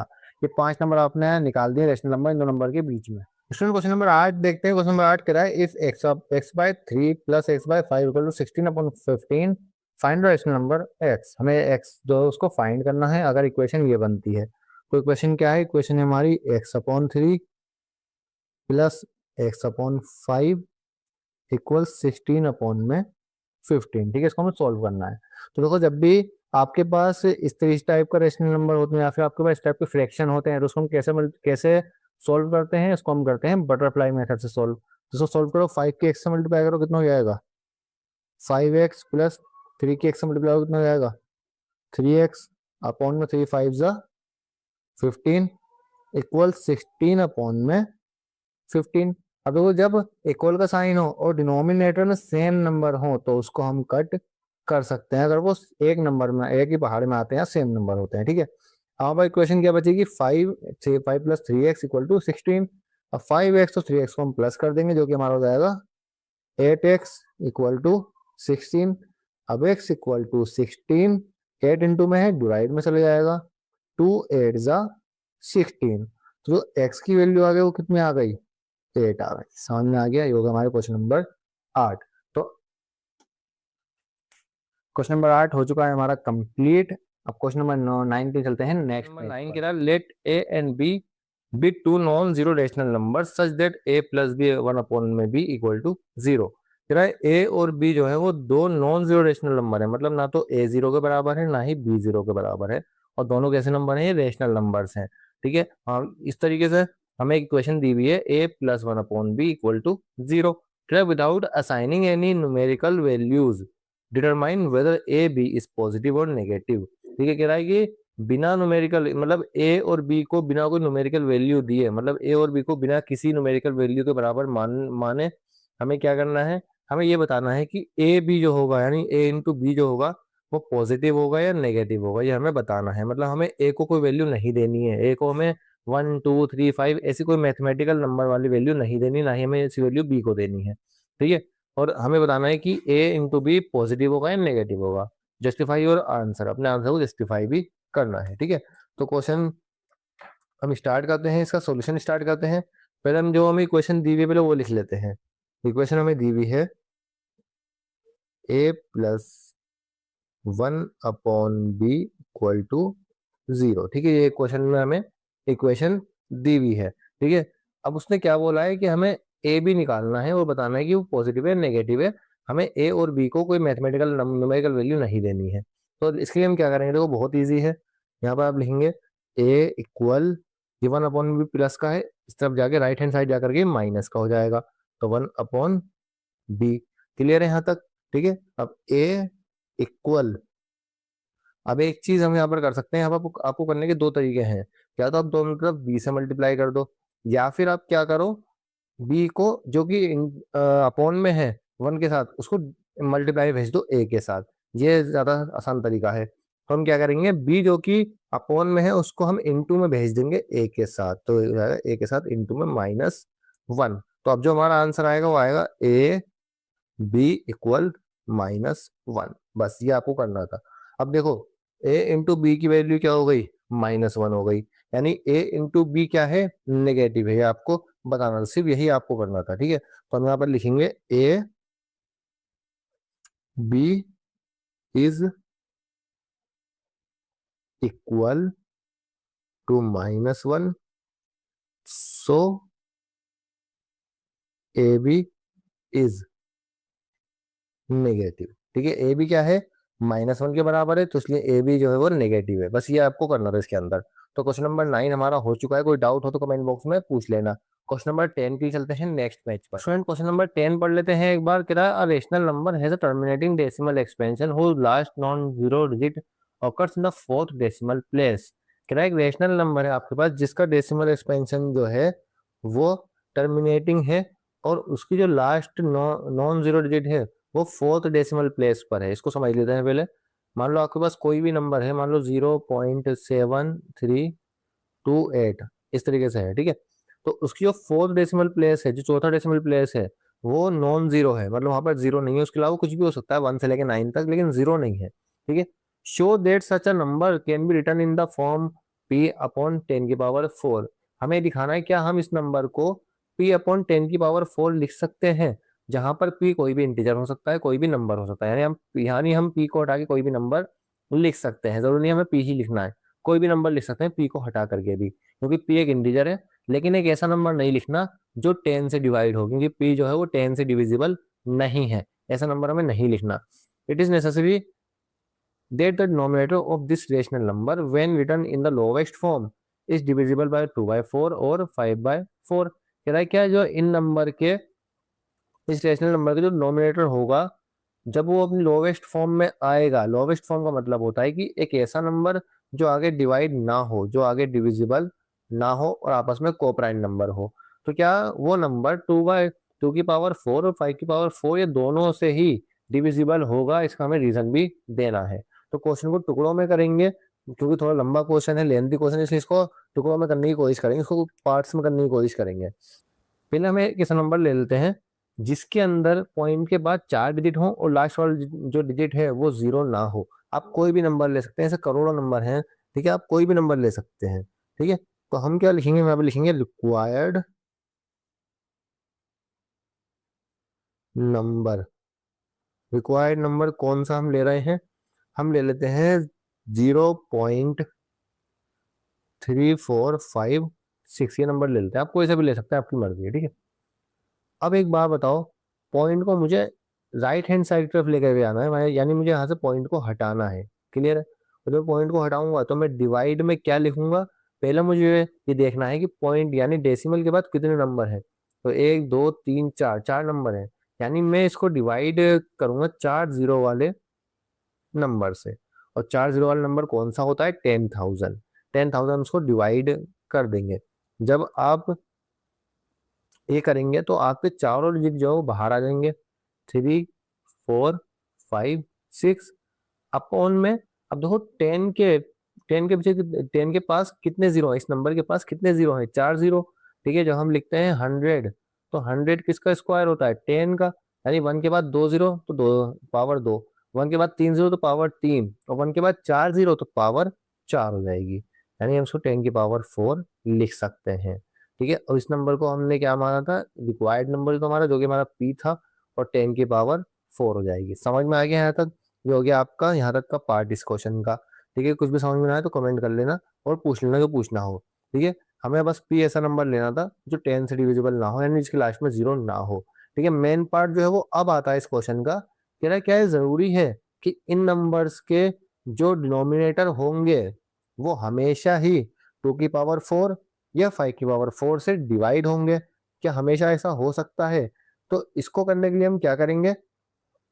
इसको करने के लिए हम, देखो यहाँ पे क्या है, 10 की पावर 4 है। ठीक है, तो थोड़ा ध्यान समझना पड़ेगा हमें। क्या मैं 10 की पावर 4 को ऐसे लिख सकता हूँ? 2 × 5 होल पर पावर 4, ऐसे लिख सकते हैं। ठीक है, और क्या मैं इसको ऐसे लिख सकता हूँ? 2 की पावर 4 एंड 5 की पावर 4 अलग अलग लिख सकते हैं या नहीं लिख सकते? लिख सकते हैं, जाहिर सी बात है। ठीक है, इसको हम इस तरीके से लिख सकते हैं, आंसर हमारा सेम ही आएगा फिर भी। यहाँ तो समझ में आ गया। अब देखो मैं इसको इस तरीके से लिखूंगा, p अपॉन में 10 की पावर 4 इक्वल p अपॉन में 10 की पावर 4 को हटा के मैं क्या लिख सकता हूँ? ये लिख सकता हूँ। अभी मैं समझाया यहाँ पे आपको किस तरीके से आ जाएगा ये। तो 2 की पावर 4 इंटू 5 की पावर 4। अभी जो डिनोमिनेटर है हमारा, ये क्या है? 2 की पावर 4 और 5 की पावर 4 आया है। क्या 2 की पावर 4 2 की पावर 4 से डिवाइड नहीं हो सकता? बिल्कुल हो सकता है। क्या 5 की पावर 4 5 की पावर 4 से डिवाइड नहीं हो सकता? बिल्कुल हो सकता है। तो हाँ, जिसके डिनोमिनेटर है वो 2 की पावर 4 और 5 की पावर 4 से डिविजिबल होंगे। ये बोल रहा है इनमें से किसी एक से भी हो सकता है, तो एक से भी होता है, और दोनों से भी हो सकते हैं, क्योंकि कुछ नंबर ऐसे होते हैं जो 2 की पावर 4 से भी डिवाइड हो जाते हैं। तो ये नंबर 2 की पावर 4 और 5 की पावर 4 दोनों से डिवाइड हो सकता है। तो हम यहाँ पर हम अपनी स्टेटमेंट लिख देंगे, यस इट इज नेसेसरी, मतलब ये जरूरी है। It is necessary that the denominator is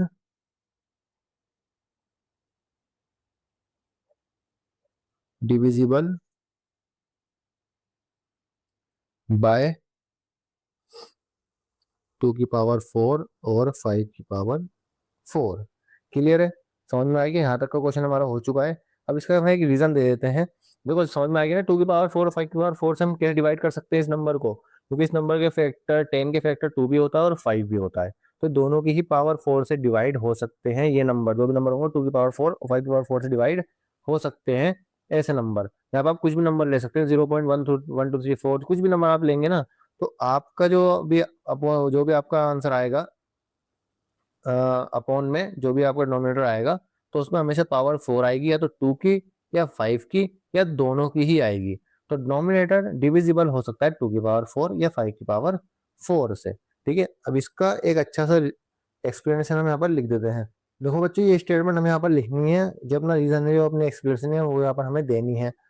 Since p is an integer which is not divisible by 10, and so p cannot have both 2 and 5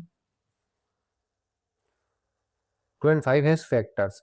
जो p है वो एक इंटीजर है और वो डिविजिबल नहीं होगा 10 से, और जो कोई नंबर 10 से डिविजिबल नहीं होगा तो उसके पास 2 और 5 वाले फैक्टर्स नहीं होंगे, या तो 2 होगा या 5 होगा। ठीक है, so when reduce to the lowest form इधर द फैक्टर 2 और 4 और 5 की पावर 4 और both will remain completely uncancelled. यानी जब उसके पास, जब p के पास ऐसा कोई फैक्टर ही नहीं है जो 2 और 5 हो, तो क्या वो अपने अपॉन में 2 की पावर 4 या 5 की पावर 4 को डिवाइड कर पाएगा? नहीं कर पाएगा। सीधी सी बात है। मान लो मैंने यहाँ पे लिख दिया 10, यहाँ पर 2 की पावर 4 और 5 की पावर 4 है मान लो, ठीक है। यहाँ पर 2 की पावर, यहाँ पर 10 की पावर कितनी है, यहाँ पर कितने फैक्ट, यहाँ पर 10 के फैक्टर क्या होंगे, 2/5, तो 2 × 5, तो 2 की पावर 4 और 5 की पावर 4। अब यहाँ से ये पावर कट सकती है, ठीक है, यहाँ से भी पावर कट जाएगी, तो यहाँ बचेगा 1 और 2 की पावर 3 इंटू में 5 की पावर 3। अब तो कट सकता है क्योंकि 2 और 5 दोनों 10 के फैक्टर्स हैं, लेकिन पी के पास कोई भी ऐसा नंबर नहीं है 10 के फैक्टर्स को जस्टिफाई करे, ना 10 ना 20 वाला जो नंबर ही नहीं है 10 से डिविजिबल हो। क्लियर है। तो जो डिनोमिनेटर में जो नंबर होंगे 2 की पावर 4 या 5 की पावर 4 या दोनों ही, तो वो कभी भी कैंसिल नहीं होंगे क्योंकि ऊपर ऐसा कोई नंबर ही नहीं है 10 से डिवाइड हो सके। समझ में आ गया? क्लियर है। यही था हमारा क्वेश्चन नंबर 10। क्वेश्चन नंबर 10 आपका हो चुका है। क्वेश्चन नंबर 11 के लिए चलते हैं नेक्स्ट नंबर 11 पढ़ लेते हैं। कह रहा है without performing division determine whether the decimal expansion of 18/125 is terminating और non terminating. If it terminates state the number of decimal places. Question कह रहा है कि तुम्हें बिना डिवीजन परफॉर्म किए ये बताना है कि जो हमारा 18/125 है इसका जो डेसिमल एक्सपेंशन है ये टर्मिनेटिंग है या नॉन टर्मिनेटिंग है। अगर टर्मिनेटिंग है तो इसके पास कितने डेसिमल प्लेसेस होंगे, यानी कि कितने नंबर के बाद जाकर के टर्मिनेट हो जाएगा ये बताना है, ठीक है। तो हम यहाँ पे सॉल्यूशन यहाँ से स्टार्ट करते हैं। क्वेश्चन नंबर 11 का सॉल्यूशन स्टार्ट करते हैं हम यहाँ से। आप देखेंगे यहाँ पर क्वेश्चन क्या है, 18/125, ठीक है। अब हम क्या करेंगे, सिंपल 18/125 को 5 की फॉर्म में लिख लो, यानी 5 की पावर की फॉर्म में लिख लो। अब 125 क्या होता है, 5 की पावर 3 होता है। मैं आपको करके दिखाया था यहाँ पर 125, 5 से इसको डिवाइड करेंगे, 5 2 10, 5 5 25 एंड अगेन 5 से करेंगे तो 5 5 25, 5 1 5। तो कितनी बार 5 आ गया, 3 बार 5 आ गया, तो 5 की पावर 3 हो जाएगा। क्लियर है। और हमने ये पढ़ा है कि जब भी किसी भी नंबर के डिनोमिनेटर में या तो 5 की पावर या 2 की पावर या फिर 5 और 2 दोनों की पावर आ जाए तो वो नंबर क्या, उस नंबर के पास कौन सा डेसिमल एक्सपेंशन होता है बच्चों, उसके पास होता है टर्मिनेटिंग डेसिमल एक्सपेंशन। समझ में आ गया? ठीक है। तो यहाँ पर हमने स्टेटमेंट लिख सकते हैं, सो 18 5/3 has terminating decimal expansion because the denominator is 5 की पावर 3। तो ऐसा कोई भी रेशनल नंबर जिसका डिनोमिनेटर या तो 5 हो या 2 हो या दोनों हो तो वो हमेशा टर्मिनेटिंग डेसिमल ही होगा, ये आपको याद रखना है। ठीक है। और अभी बोल रहा है कि कितने डिजिट होंगे, अगर हम उसको डिवाइड करेंगे तो कितने डिजिट होंगे। ठीक है, मतलब कितने डिजिट के बाद जाकर के डिवाइड ये हो जाएगा, टर्मिनेट ये हो जाएगा। जैसे मान लो इसने बोला कि 0.126, तो कितने डिजिट के बाद हुआ, 3 डिजिट के बाद हुआ ये। 0.1234 कितने के बाद, 4 के बाद हुआ। तो ऐसे हमें ये बताना है बिना डिवीजन करे कि कितने नंबर के बाद जा करके डिवाइड पूरा हो जाएगा, कितने नंबर के बाद जाकर के डिवाइड पूरा हो जाएगा, हमें ये बताना है। ठीक है। तो देखो एक बात ध्यान रखना, डिनोमिनेटर में 2 या 5 दोनों में से जिसकी भी हाईएस्ट पावर होगी वो नंबर उतने ही पॉइंट के बाद जाकर के टर्मिनेट हो जाएगा, पॉइंट के बाद उतने ही डिजिट निकालने के बाद वो नंबर टर्मिनेट हो जाएगा, ये आपको याद रखना है। ठीक है। अब देखो यहाँ पर आप ध्यान से देखोगे ना तो 5 की पावर 3 है। ठीक है, यानी 5 की पावर कौन सी पावर है, 3 है। तो 5 की हाईएस्ट पावर कितनी है, 3। तो डेसिमल के बाद कितने नंबर निकलेंगे, डेसिमल के बाद इसके 3 पॉइंट निकलेंगे। तो हम निकाल के भी देखेंगे, लेकिन मैं आपको बता रहा हूँ कि कितने नंबर निकलेंगे, 3 नंबर, 3 डिजिट निकलेंगे। ठीक है। तो हम ये बोलेंगे इसमें it has 3 digit after decimal, या फिर नंबर ऑफ डेसिमल प्लेसेस भी आप लिख सकते हैं। ठीक है, डेसिमल के बाद इसके बाद इसमें कितने डिजिट निकलेंगे, 3 डिजिट निकलेंगे। क्लियर है। ठीक है, चलो उसको करके दिखा देते हैं। देखो यहाँ पर क्या है, 5 की पावर 3 है, यहाँ पर कितना है, 18 है। ठीक है। अब मैं इसको इजी तरीके से मैं करूँ इसको, तो इस तरीके से करने का ये होगा, मैं आपको यहाँ पर करके दिखा देता हूँ। इसको भी हटा देते हैं, यहाँ पे करके दिखा देता हूँ आपको। 18/5 की पावर 3 इंटू कर देंगे 2 की पावर 3 से, और इसको भी कर देंगे 2 की पावर 3 से। ठीक है। 18 इंटू 2 की पावर 3 कितना होता है, 8 होता है। ठीक है। 5 और 2 कितना, 5 और 2 को हम एक साथ ले लेंगे, 5 इंटू 2 की पावर 3, 18 एट जा 144 अपॉन में 5 एंड 2, 5 इंटू 2 10, ठीक है। कितना आ गया हमारे पास, 144 आ गया, 144 अपॉन में 10 की पावर 3 हो गया। तो 144 अपॉन में 10 की पावर 3 का मतलब क्या, 3, 3 जीरो। और जब इसको हम डिवाइड करेंगे 3 वाले नंबर से, तो इस सारे ही नंबर, क्योंकि 3 डिजिट है तो तीनों डिजिट चले जाएंगे पॉइंट के पीछे, तो आगे नहीं आगे 3 डिजिट यहाँ पर, बस ये हमें बताना था इस क्वेश्चन के अंदर कि पॉइंट के बाद कितने डिजिट आएंगे। तो डेसिमल के बाद 3 डिजिट आएंगे, 3 डिजिट, ये आपको याद रखना है, कितने डिजिट आएंगे, 3 डिजिट आएंगे, बस ये हो गया हमारा क्वेश्चन। तो क्वेश्चन नंबर 11 हो चुका है कंप्लीट। क्वेश्चन नंबर 12 की चलते हैं। क्वेश्चन नंबर 12 कह रहा है a rational number in its lowest form has denominator 2 की power 3 into 5, how many decimal places will it's decimal expansion have, explain your answer. क्या है, अगर किसी भी रेशनल नंबर के पास उसके डोमिनेटर के पास जो है वो 2 की पावर 3 into 5 है, ठीक है। ओके, अगर हम इसको डिवाइड करते हैं तो डेसिमल प्लेस जो होगा इसका, डेसिमल एक्सपेंशन जो होगा इसका, उसके पास कितने डेसिमल प्लेसेस होंगे, कितने डेसिमल नंबर होंगे उसके पास, हमें ये बताना है। क्वेश्चन समझ में आ गया, चलो उसको कर लेते हैं। पहले तो हम लिखते हैं लेट दी न्यूमरेटर क्या है, पी मान लेते हैं न्यूमरेटर को हम, ठीक है। सोर्स से स्टार्ट करते हैं यहाँ से। देखो पी तो हो गया न्यूमरेटर, और डिनोमिनेटर क्या है हमारा 2 की पावर 3 इंटू में 5, ठीक है। अब मैंने भी आपको क्या बताया था लास्ट क्वेश्चन में कि 2 या 5 दोनों में से जिसकी भी पावर हाईएस्ट होगी तो डेसिमल के बाद उतने ही डेसिमल प्लेसेस होंगे उस डेसिमल एक्सपेंशन के पास, ठीक है। तो हम यहाँ पर अपना स्टेटमेंट लिख देते हैं, पावर ऑफ 2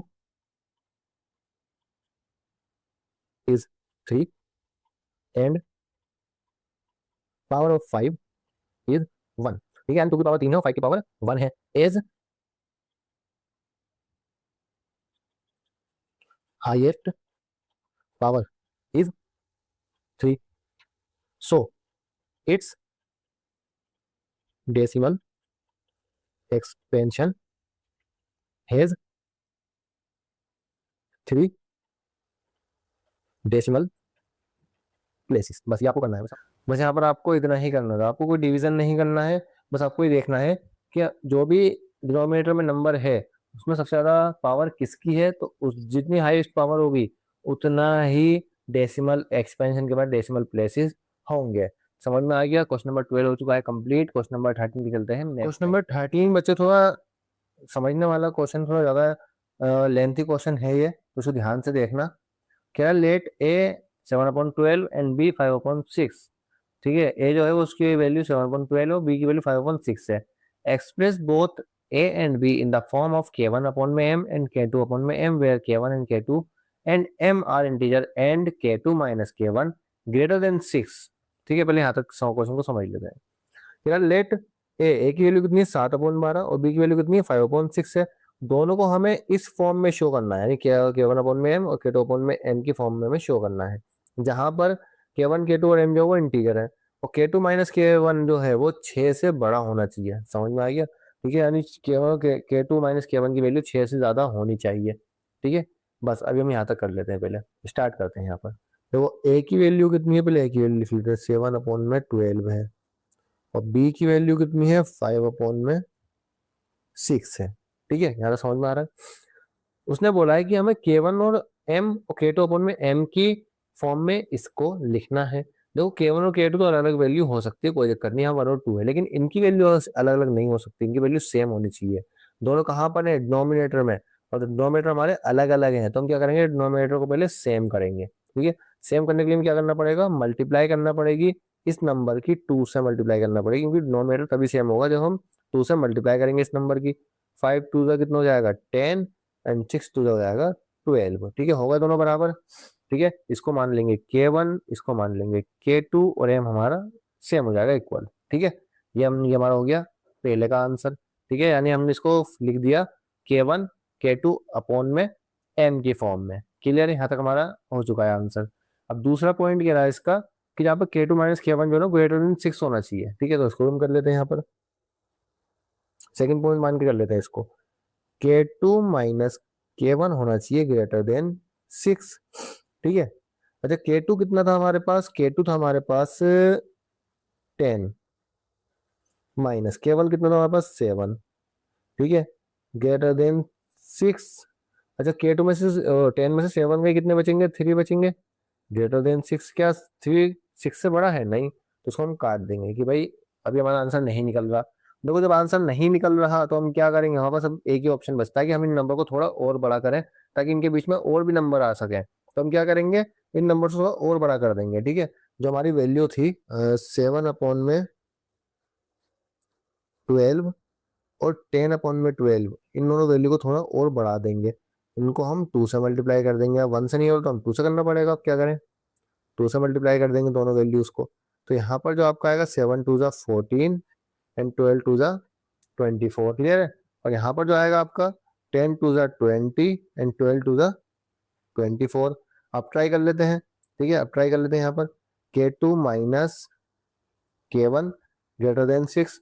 K2 कितना है 20 और K1 कितना है 14 ग्रेटर देन 6। 20 में से 14 जाएंगे, 6 बचेंगे ग्रेटर देन 6। क्या अब 6 से बड़ा है, नहीं, ये तो बराबर आ गया, तो इसको हम दोबारा से कैंसिल कर देंगे। यानी हमें अभी एक और मेथड यहाँ पर यूज करना पड़ेगा। चलो तो अब एक काम करते हैं, अब यहाँ पर हम एक और मेथड इस्तेमाल कर लेते हैं। यानी यहाँ पर हम क्या करते हैं, अब यहाँ पर हम अगला स्टेप करते हैं। अगले स्टेप में हमें क्या करना है, अगले स्टेप में हम 3 से मल्टीप्लाई करेंगे, ठीक है, 3 से मल्टीप्लाई कर लेंगे अगले स्टेप में। 7/12 इंटू 3, 7 इंटू 3, ठीक है। और दूसरा नंबर क्या था हमारा 5, 10/12, 12/3 और 10 इंटू 3, ठीक है। अब 7 3 ज़ा 21 एंड 12 3 ज़ा 36, 10 3 ज़ा 30 एंड 12 3 ज़ा 36, ठीक है। अब देखो यहाँ पर K2 minus K1 greater than 6। K2 कितना है 30 और K1 कितना है 21 ग्रेटर देन 6। 30 में 21 गए, कितने बचेंगे 9 बचेंगे, क्या ग्रेटर देन 6 है, हाँ है। तो ये हमारी ये जो फंक्शन है ये जस्टिफाई कर रहा है हमारे क्वेश्चन को, ठीक है। यानी ये यहाँ पर वैल्यू निकली है, ये दोनों वैल्यू हमारे किसी काम की नहीं, तो इनको हम हटा भी सकते हैं, ये आपका रफ वर्क में आ जाएगा, ठीक है। मैंने आपको करके दिखा दिया है ताकि आपको कंफ्यूजन ना हो। मैं डायरेक्ट 3 से भी कर सकता था अंदाजा लगा करके, लेकिन ये दोनों चीजें करना भी जरूरी था ताकि आपको क्वेश्चन समझ में आए अच्छे से, क्योंकि इस तरीके से क्वेश्चन हो रहा है हमारा, ठीक है। चलो यहाँ तक हो गया हमारा। अब कह रहा है कि इनके बीच में 5 अलग अलग रेशनल नंबर निकाल के दिखाने हैं, ठीक है। अब देखो 5 अलग रेशनल नंबर निकाल के दिखाने हैं, उसको मैं आपको यहाँ निकाल के दिखा देता हूँ। हमारा जो फाइनल आंसर है वो 21/6 है। 5 रेशनल नंबर्स, देखो किसके बीच में 5 रेशनल नंबर निकालने हैं हमें, इनके बीच में 21/36 और 30/36 के बीच में। ये फाइनल नंबर हमारे पास यही आए हैं 21/36 एंड 30/36, ठीक है, इनके बीच में निकालना है, ठीक है। तो हम यहाँ पर लिखेंगे 21/36 और दूसरा नंबर क्या है हमारे पास 30/36, ठीक है।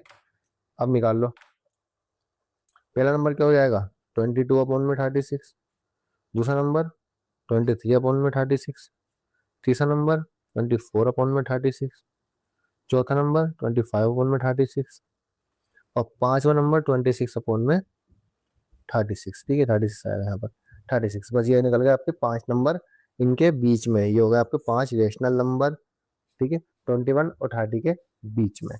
क्लियर है यहाँ तक? अगर आपको समझ में आ गया, कोई भी प्रॉब्लम हो तो आप कमेंट बॉक्स में पूछ सकते हो। यहाँ तक कोई डाउट नहीं होना चाहिए मेरे ख्याल से, क्योंकि बहुत ईजी तरीके से हमने क्वेश्चन को करवा दिया है। अब वीडियो अच्छी लगे तो चैनल को सब्सक्राइब भी कर लेना। 5 रेशनल नंबर फाइंड हो गए। चलो अब इसका अगला जो पॉइंट है वो देख लेते हैं। कह रहा है explain why the condition K2 minus K1 greater than n+1 is necessary to find n such rational numbers between the two rational numbers a and b using this method। ठीक है, कह रहा है कि आप हमें समझाओ कि भाई K2 माइनस, इसको हम तीसरा पॉइंट मान लेते हैं इसका, K2 माइनस K1 का ग्रेटर देन होना क्यों जरूरी है n+1 से, ठीक है। n+1 से हमें एन सच रेशनल नंबर फाइंड करने के लिए दो रेशनल नंबर के बीच में, यानी ए और बी के बीच में हमें 5 रेशनल नंबर फाइंड करने के लिए कहा था ना इसमें, तो वो 5 जो वो एन ही था, ठीक है। तो ये जरूरी, ये कंडीशन जरूरी क्यों है, देखो आप ध्यान से देखना भाई। हमें निकालने हैं 5 नंबर, ठीक है। तो जितने भी रेशनल नंबर निकालने होते हैं हमें हमेशा उससे बड़े नंबर से मल्टीप्लाई करनी होती है। मान लो यहाँ पे लिखा 1/2, यहाँ पे लिखा 1/3।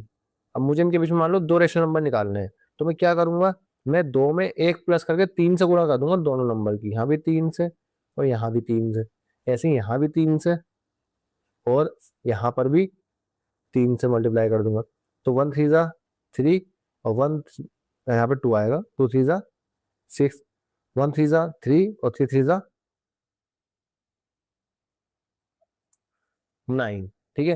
तो क्या मैं यहाँ पर 3 रेशनल नंबर निकाल सकता हूँ?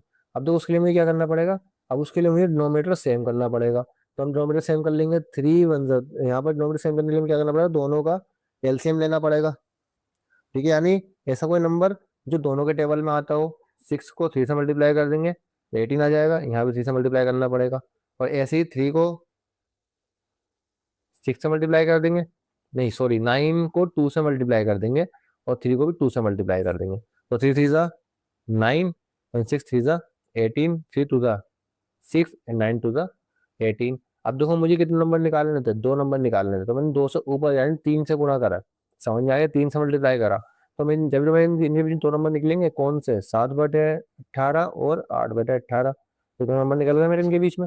तो जितने भी नंबर निकालने होते हैं हमेशा उससे बड़े नंबर से ही मल्टीप्लाई किया जाता है, तभी वो नंबर निकलता है जो हमें 2 नंबर के बीच में निकालना होता है। तो इसको हम कैसे लिख सकते हैं, तो ये स्टेटमेंट हम लिख सकते हैं, the condition k2 - k1 greater than n+1 makes the difference between the numerator more than the number we need to find, ठीक है। यानी न्यूमरेटर के बीच में इतना फर्क होना चाहिए जितने रेशनल नंबर उनके बीच में चाहिए, ठीक है। अब देखो यहाँ पर 21 से लेकर 13 माइनस होगा तो 9 आ जाएगा, यानी इसके बीच में 9 रेशनल नंबर निकाल सकते हैं।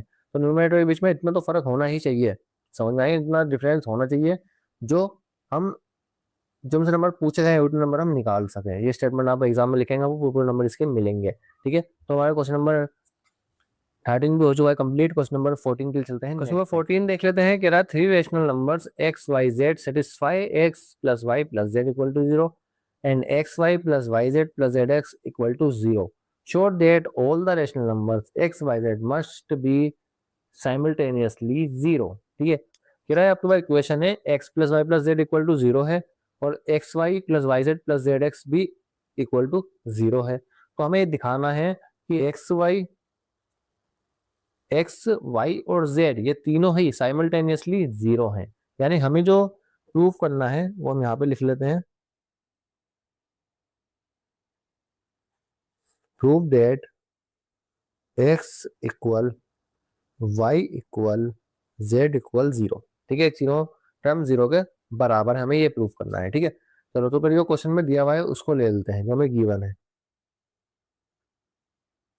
गिवन क्या है हमें, X plus Y plus Z equal to 0 हमें गिवन है, ठीक है। और यहाँ पर हम एक चीज करेंगे, यहाँ पर लिखेंगे हम स्क्वायरिंग बोथ साइड्स, दोनों तरफ स्क्वायरिंग कर दो। स्क्वायरिंग करो दोनों तरफ तो आएगा X plus Y plus Z का होल स्क्वायर इक्वल 0 पे होल स्क्वायर, ठीक है। यहाँ पे एक फॉर्मूला बन रहा है जो मैं यहाँ पे आपको लिख के दिखा देता हूँ। फॉर्मूला क्या है, फॉर्मूला है ए प्लस बी प्लस सी का होल स्क्वायर। अब फॉर्मूला क्या बनता है, फॉर्मूला बनता है आपका A square plus B square plus C square plus A B plus B C plus C है, फॉर्मूला ये बनता है, ठीक है। अब इसके वर्डिंग हम इस फॉर्मूले को यहाँ पर अप्लाई करेंगे। तो पहला आएगा एक्स का स्क्वायर, फिर आएगा वाई का स्क्वायर, फिर आएगा जेड का स्क्वायर, फिर आएगा 2। अब देखो अच्छा यहाँ पर 2 भी आएगा, ठीक है। फॉर्मूले में 2 भी आएगा, सॉरी यहाँ पर थोड़ा सा गलत हो गया, 2 भी आएगा, ठीक है।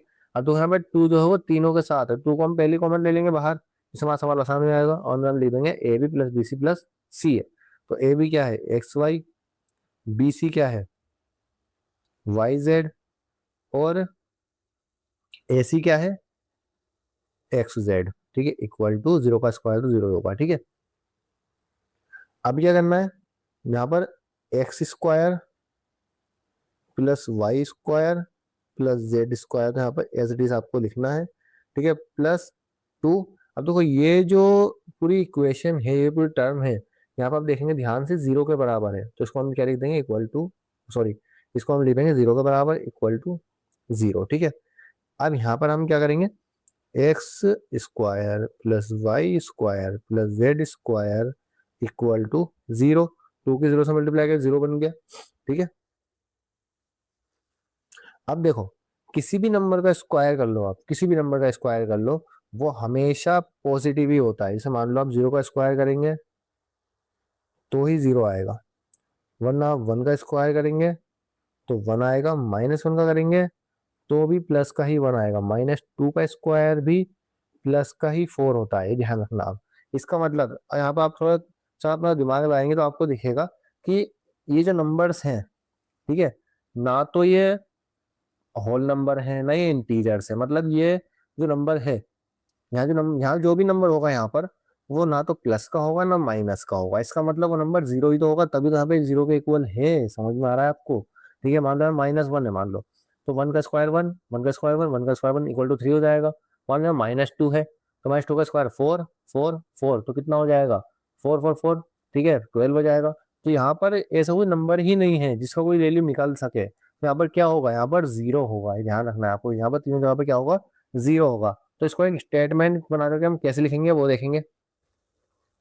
मैं यहाँ पर लिख रहा हूँ, sum of square can be 0 only when all terms are 0। ठीक है, बस ये आपका हो गया प्रूफ।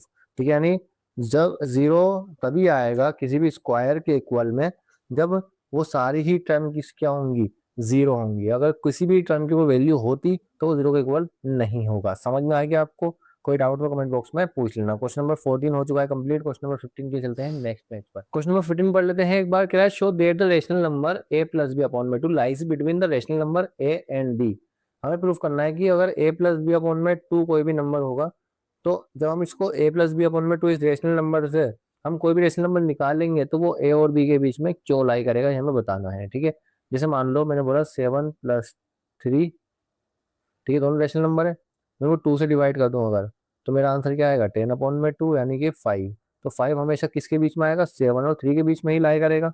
समझ में आ गया? तो हमें यही यहाँ पर प्रूव करना है कि वो ए और बी के बीच में क्यों आएगा, और नंबर ए और बी के बीच में क्यों आएगा, हमें ये बताना है। ठीक है, अब तो यहाँ पे एक चीज आप देखेंगे, 5 जो होगा, जो भी रेशनल नंबर यहाँ पे निकल के आएगा वो एक नंबर से तो बड़ा होगा और एक से छोटा होगा, तभी तो बीच में आ रहा है। एक से बड़ा और एक से छोटा होगा। क्लियर है? तो पहले मैं यहाँ पे लिख लेता हूँ क्या दिया हुआ है। गिवन क्या है हमारे पास, गिवन हमारे पास a प्लस बी अपॉन में 2 हमें गिवन है। ठीक है, अब देखो जो भी नंबर निकल करके आएगा, ठीक है, a को हम छोटा नंबर मान लेते हैं, b को हम बड़ा नंबर मान लेते हैं। जो भी नंबर निकल करके आएगा वो छोटा होगा, सॉरी बड़ा होगा a से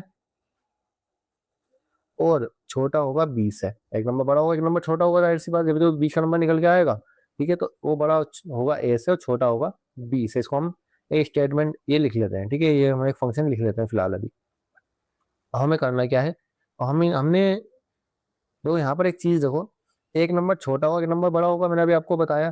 ठीक है, ए छोटा होगा और बी बड़ा होगा, तो अब हम क्या लिख सकते हैं कि ए जो है वो बी से छोटा होगा। क्लियर है? ठीक है, अब इसी स्टेटमेंट का इस्तेमाल करेंगे अपने आंसर को निकालने के लिए। पहला आंसर निकालेंगे, ए छोटा होगा बी से। ठीक है, ए इज लेस देन बी, यहाँ पर लिख देंगे एड ए बोथ साइड्स। ठीक है, दोनों तरफ ए को ऐड कर दो, ए को ऐड करो तो a प्लस ए, यहाँ पर क्या आएगा, b प्लस ए आएगा। ठीक है, अब a प्लस ए कितना हो गया, 2a हो गया, greater than a plus B, A greater than, sorry A less than a plus B. 2 यहाँ पर इंटू में, यहाँ पर जाकर के डिवाइड में चला जाएगा। बस ये हो गया हमारा पहला केस, यानी हमने पहला केस यहाँ पे सॉल्व कर दिया कि a जो है हमारा वो छोटा होगा a प्लस बी अपॉन में 2 से। क्लियर है यहाँ तक? चलो अब सेकंड स्टेप इसका करते हैं। सेकंड स्टेप में हमें क्या करना है, सेकंड स्टेप में हमें ये प्रूफ करना है कि जो b होगा वो बड़ा होगा a प्लस बी अपॉन 2 से। ठीक है, वापस ये स्टेटमेंट लिखेंगे, a ग्रेटर देन b, यहाँ पर हम लिखेंगे a and b both sides, ठीक है। बी को हम दोनों तरफ ऐड कर देंगे। यहाँ पे लिखेंगे A plus B greater than B plus B, A plus B greater than 2b, ठीक है। ए प्लस बी अपॉन में, बी यहाँ पर इंटू में है, यहाँ पर जाकर के अपॉन में चला जाएगा, सॉरी टू टू जाएगा अपॉन में, टू इंटू में है, यहाँ पर जाकर अपॉन में चला जाएगा, equal sorry greater than B, ठीक है। यहाँ तक कोई कंफ्यूजन नहीं होनी चाहिए। अब दो यहाँ पर हमने ये प्रूफ कर दिया, मैं इसको थोड़ा सही से लिख देता हूँ। यहाँ पर प्रूफ कर दिया ए प्लस बी अपॉन में 2 greater than less than B, समझ में आ गया। अब मैं दोनों इक्वेशन को मिलाऊं तो मेरे पास जो एक कैलकुलेशन निकल के आएगा वो ये निकल के आएगा कि A less than A plus B upon में 2, बट ए प्लस में बी अपॉन में 2 is also less than from B of B, ठीक है। ये क्या आपका आंसर, बस ये आपको करना था। समझ में आया। क्वेश्चन नंबर 15 हमने कर लिया है कंप्लीट। इसको आपको इस तरीके से इसका आंसर निकालना था खाली, ठीक है। अब हमने क्वेश्चन नंबर 15 भी कर लिया कंप्लीट। क्वेश्चन नंबर 16 की चलते हैं। नेक्स्ट नंबर 16 कह रहा है find the length of the hypotenuse of all the right triangles in figure 3.14 which is referred to as the square root spiral। हमें एक स्क्वायर रूट स्पाइरल दिया हुआ है ये, तो इसके अंदर हमें क्या करना है, जितनी भी हाइपोटेनियस है राइट एंगल ट्राइंगल के, उनको हमें उनकी लेंथ हमें फाइंड करनी है, ठीक है। तो दो ध्यान से देखेंगे यहाँ पर, ये पहला है, ये दूसरा, ये तीसरा, ये चौथा, ये पांचवा, ये छठा, ये सातवां, ये आठवां, ये नवा और ये 10वां, ठीक है। यानी हमें 10 यहाँ पर राइट एंगल ट्राइंगल दिए हुए हैं।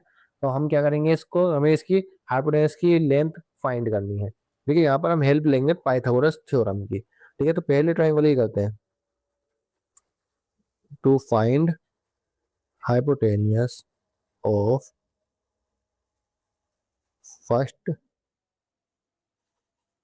ट्राइंगल, ठीक है। फर्स्ट ट्राइंगल की करेंगे पहले, यहाँ पे हम यूज करेंगे पाइथागोरस, ठीक है। यहाँ पे हम यूज करेंगे क्या, पाइथागोरस, ठीक है। पाइथागोरस थ्योरम क्या कहती है, पाइथागोरस थ्योरम कहती है कि भाई हाइपोटेनस का स्क्वायर होगा वो इक्वल होगा परपेंडिकुलर का स्क्वायर प्लस बेस का स्क्वायर। अगर आपको नहीं पता, मैं आपको यहाँ पे बता देता हूँ लिख करके। एक राइट एंगल ट्राइंगल वो ट्राइंगल होता है जिसके एक एंगल जो होता है वो 90 डिग्री का होता है, ठीक है। तो हम बोलते हैं राइट एंगल ट्राइंगल। अब 90 डिग्री के सामने वाली जो साइड होती है जिसे हम बोलते हैं हाइपोटेनियस, और इन दोनों में से किसी को भी आप परपेंडिकुलर और बेस मान सकते हो, किसी को भी। परपेंडिकुलर ये भी हो सकती है, परपेंडिकुलर ये भी हो सकती है, बेस ये भी होता है, बेस ये भी हो सकती है, ठीक है। तो इस साइड का जो स्क्वायर होगा वो हमेशा बराबर होगा इन दोनों साइड के स्क्वायर के सम के, समझ में आएगा, इन दोनों स्क्वायर के प्लस के बराबर होगा। क्लियर है यहाँ तक, ठीक है। अब देखो पहले वाले ट्राइंगल में हमें जो हाइपोटेनियस है वो हमें नहीं दी हुई, उसको तो हमें फाइंड करनी है। तो हम यहाँ पर लिख देंगे हाइपोटेनियस का स्क्वायर इक्वल, लेकिन परपेंडिकुलर दी हुई है कितनी 1, तो 1 का स्क्वायर प्लस बेस भी कितना दिया हुआ है 1, तो यहाँ भी 1 का स्क्वायर। तो हाइपोटेनियस का स्क्वायर इक्वल 1 का स्क्वायर तो 1 ही होता है, प्लस 1, ठीक है। h इक्वल 1 और 1 कितना हो गया, 2 हो गया, एंड यहाँ पर स्क्वायर इस तरफ जाके रूट बन जाएगा, ठीक है। तो हमारी पहले की हाइपोटेनियस कितनी निकल गई, हमारी पहले की निकल गई हाइपोटेनियस √2। तो मैं यहाँ थोड़ा इसको यहाँ पे लिख रहा हूँ, √2 निकल गई हमारी हाइपोटेनियस फर्स्ट वाले की। क्लियर है। अब आ जाओ सेकंड वाले पर, सेकंड वाले पर, ठीक है। ये लाइन आप लिख लो दोबारा से, to find hypotenuse of second triangle, ठीक है। यहाँ पे हम क्या करेंगे, यहाँ पे हम पाइथागोरस लगाएंगे, ठीक है। यहाँ पे हम लगाएंगे Pythagoras formula, h square equal p square plus b square, ठीक है। अब देखो इस ट्राइंगल के लिए, ये ट्राइंगल सेकंड वाला, इसके लिए हाइपोटेनस कौन सी होगी, तो यहाँ बनेगा 90 डिग्री, तो इसकी हाइपोटेनस ये वाली साइड होगी, ये वाली, समझ में आएगी, ठीक है। तो ये हमारे पास नहीं है, यही हमें फाइंड करनी है, हाइपोटेनस का स्क्वायर इक्वल। अब इसके लिए p क्या होगा, p इसके लिए क्योंकि 1 यूनिट है सारी की सारी, तो आप इसको भी p मान सकते हो, इसको भी p मान सकते हो, किसी को भी आप p मान सकते हो। तो आप मान लेंगे 1 को p, और बेस किसको मानेंगे, बेस हम इसको मान सकते हैं, ठीक है। इस साइड को, इस साइड पे हमने निकाली थी, कितनी थी, √2, तो √2 का स्क्वायर, ठीक है। अब h स्क्वायर इक्वल 1 का स्क्वायर 1 एंड रूट से स्क्वायर कैंसिल, तो यहाँ पर 2 आ जाएगा। अब h इक्वल 1 और 2 कितना हो गया 3, अब यहाँ पर स्क्वायर सिर्फ जाके रूट बन जाएगा। तो h की वैल्यू कितनी आ गई हमारी, इस वाले ट्राइंगल में वैल्यू कितनी आ गई हमारी, √3 आ गई। तो h इक्वल √3। क्लियर है। चलो उसको हम करते हैं अब दूसरे पेज पर, इसका थर्ड ट्राइंगल का हाइपोटेन्यूज फाइंड करते हैं। तो थर्ड ट्राइंगल की हाइपोटेन्यूज निकालने के लिए हम क्या करेंगे, तीसरे ट्राइंगल को देखेंगे। तीसरे ट्राइंगल की जो हाइपोटेन्यूज है वो तो हमें पता ही नहीं है, तो यहाँ पे लिख लेंगे हाइपोटेन्यूज का स्क्वायर इक्वल, इसका बेस परपेंडिकुलर हम 1 मान लेंगे, तो 1 का स्क्वायर, उसका बेस कितना निकला था, √3, तो √3 का स्क्वायर। ठीक है, h स्क्वायर इक्वल 1 का स्क्वायर 1 प्लस रूट से स्क्वायर कैंसिल, यहाँ पर कितना बचेगा 3। ठीक है, अब h इक्वल 1 3 कितना होगा 4, स्क्वायर जाएगा बन जाएगा रूट। तो हम यहाँ पर √4 की वैल्यू कितनी लिख सकते हैं, 2 लिख सकते हैं, तो होगा हमारा आंसर। तो इसकी वैल्यू कितनी आ गई, इसकी वैल्यू आ गई आपका √4, √4। ठीक है, अब देखो यहाँ पे एक पैटर्न बन रहा है। ठीक है, जितने भी आपके यहाँ पे स्क्वायर दिए हुए हैं, सॉरी राइट एंगल ट्राइंगल दिए हुए हैं, तो उनमें आप देखेंगे पहले के √2 निकली, बाद में √3 निकली, उसके बाद √4 निकली। ठीक है, उसके बाद अब यहाँ पर जो निकलेगी, ठीक है, चौथे ट्राइंगल की, वो कितनी निकलेगी, वो निकलेगी √5। इसी कितनी निकलेगी, √6। इसकी कितनी निकलेगी, √7। इसकी कितनी निकलेगी, √8। इसकी कितनी निकलेगी, √9, सॉरी √9 यानी 3। इसकी कितनी निकलेगी, √10। और इसकी कितनी निकलेगी, √11, यानी इतने ट्राइंगल से एक नंबर ज्यादा ही निकलेगी रूट में। ठीक है, अगर 7 ट्राइंगल नंबर 7 है तो उसका आंसर निकलेगा रूट का 18। या आपको अगर एग्जाम में क्वेश्चन आता है तो पूरे तरीके से आपको करके दिखाना है। मैंने तो फिलहाल अभी इसे एक पैटर्न को समझ के मैंने इस तरीके से करके देख लिया। आप भी करके देख सकते हैं, आंसर बिल्कुल सेम आएगा, एज इट इज आएगा, जैसा हमने यहाँ पर लिखा है ऐसे ही आंसर आएगा इसका। ठीक है, तो क्वेश्चन नंबर 16 में हमारा हो चुका है। क्वेश्चन नंबर 16 में कोई डाउट हो तो कमेंट बॉक्स में पूछ लेना। एंड ऑफ चैप्टर एक्सरसाइज हमारी पूरी कंप्लीट हो चुकी है। चैप्टर नंबर 3 हमारा पूरा कंप्लीट हो चुका है। अब नेक्स्ट वीडियो में मिलते हैं चैप्टर नंबर 4 के साथ। हमारी वीडियो अच्छी लगी हो तो प्लीज लाइक करिए, शेयर करिए, वीडियो को सब्सक्राइब करिए हमारे चैनल को, और जहाँ भी जरूर हो वहाँ पर वीडियोस को शेयर करिए। मिलते हैं नेक्स्ट वीडियो में। Thank you.